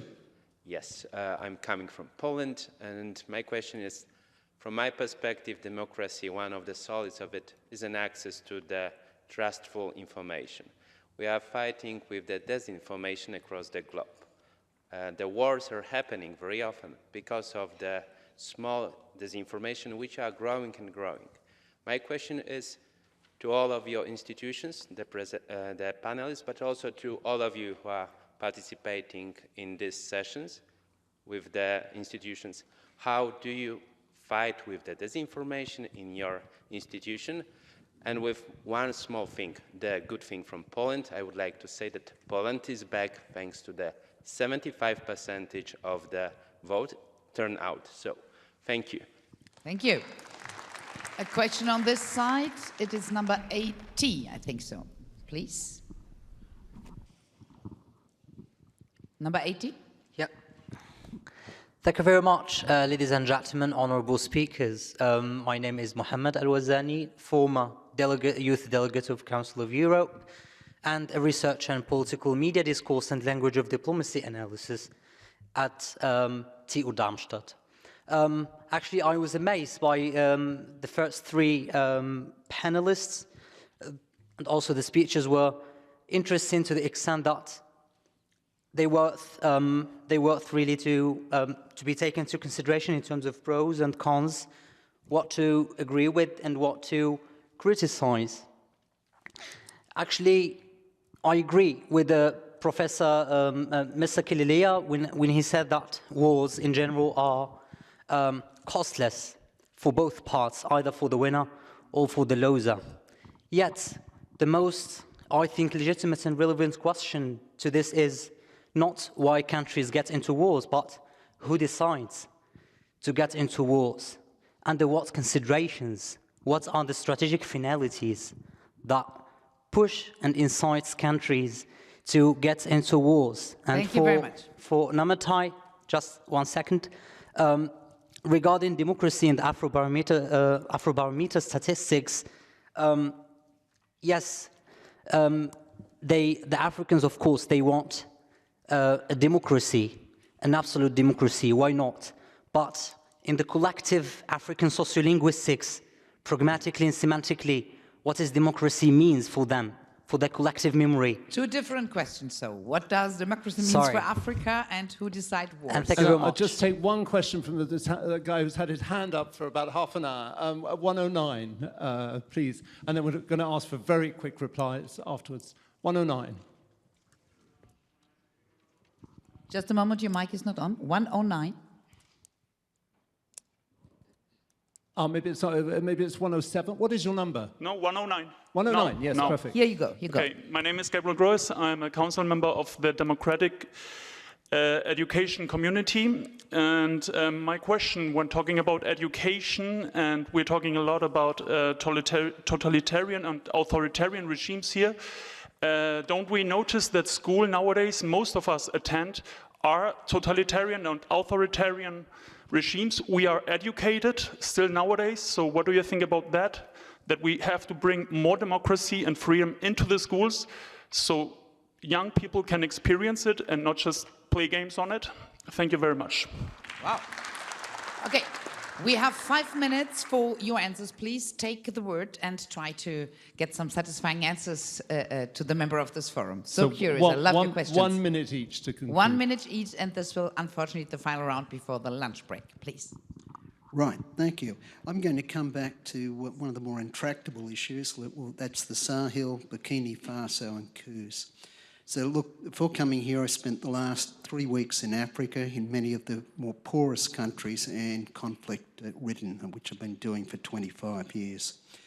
So in a lot of these areas, the nutritional value is so low, most people struggle to have the energy to work. If you go into the schools, a number of them we work in, the schools, the kids don't get enough nutrition for the brains to stay active through the afternoon. So the issue, in many ways, comes back to how can you capture more water and provide more food. So 62% of people in sub-Saharan Africa are severely food insecure. Over half don't have access to clean water. So tackling the coups in a lot of these parts of the world, people are struggling with just the very basic issues of survival. So by tackling Sahel, and by tackling developmental programs and introducing them in a framework which actually teaches peace, that can be done within the conditions of coups. I met with two government ministers from Burkina Faso last week in Angola, and they're welcoming that kind of work. So that's working very, very much at the grounds roots and the grass levels to change it. I'll stop there. Thank you. Mr. Cox. And the question of who decides on wars, I think those who have the power, they decide on wars. And I think this forum on democracy should concentrate on the question how to democratize power, that those who have the political, economic and military powers, that they are scrutinized by a rule of law system and by a democratic system. Democracy is not for softies. It's the best possible answer to get into control of those who are in power. If we leave them without scrutiny, without rule of law checking them, without a functioning active democracy, then those who are in power will always continue to use their power and also use war as an arms and a method for them to do, as you said, Steve, to do what they want. So democracy is in the end, and the rule of law is the best possible answer to get power under control. That is at least my humble idea. Thank you very much. Thank you very much for your final remark, please. Okay, so thank you very much for the question on what does democracy mean to an African. So I think I partially answered that, and I would just reiterate that, you know, democracy means different things depending on which part of the world you're from, the context, the historical issues surrounding you being able to actually achieve the democracy. And I would say that to an African, it first of all means liberation, which I think the generation of the Common Nkrumahs, the Pan-Africans, they achieved that. And then the second layer would be freedom, and particularly freedom from neocolonialism. Freedom from tyranny, both foreign tyranny, but also intrinsic and domestic tyranny. That's the second stage. And then fundamentally the third stage would mean, you know, the realization of socioeconomic rights. Amidst the acquisition of political rights, you know, that ability to be able to express your mind freely without what Barack Obama says, hearing a sudden knock on the door, the freedom from terror, from torture, all of these necessary freedoms, but also socioeconomic rights. And some of these are quite basic. So I appreciate what he said about, you know, people being able to have good nutrition, for instance, people being able to have good hospitals, you know, sanitation, good abolition facilities, the dignity that comes with just having those basic things. And my point of radical insistence has always been military coups do not deliver on that. They have no track record of delivering on that. And particularly because most of the resources that are amassed are directed towards, you know, sustaining that very brutal regime. They're not directed towards ensuring that civilians have a decent life. And that is the unfortunate reality. So democracy in Africa is basically hinged around that complex matrix of a lot of very historical issues, but also being able to define clearly what is unacceptable. And I believe that military coups are simply unacceptable. Thank you.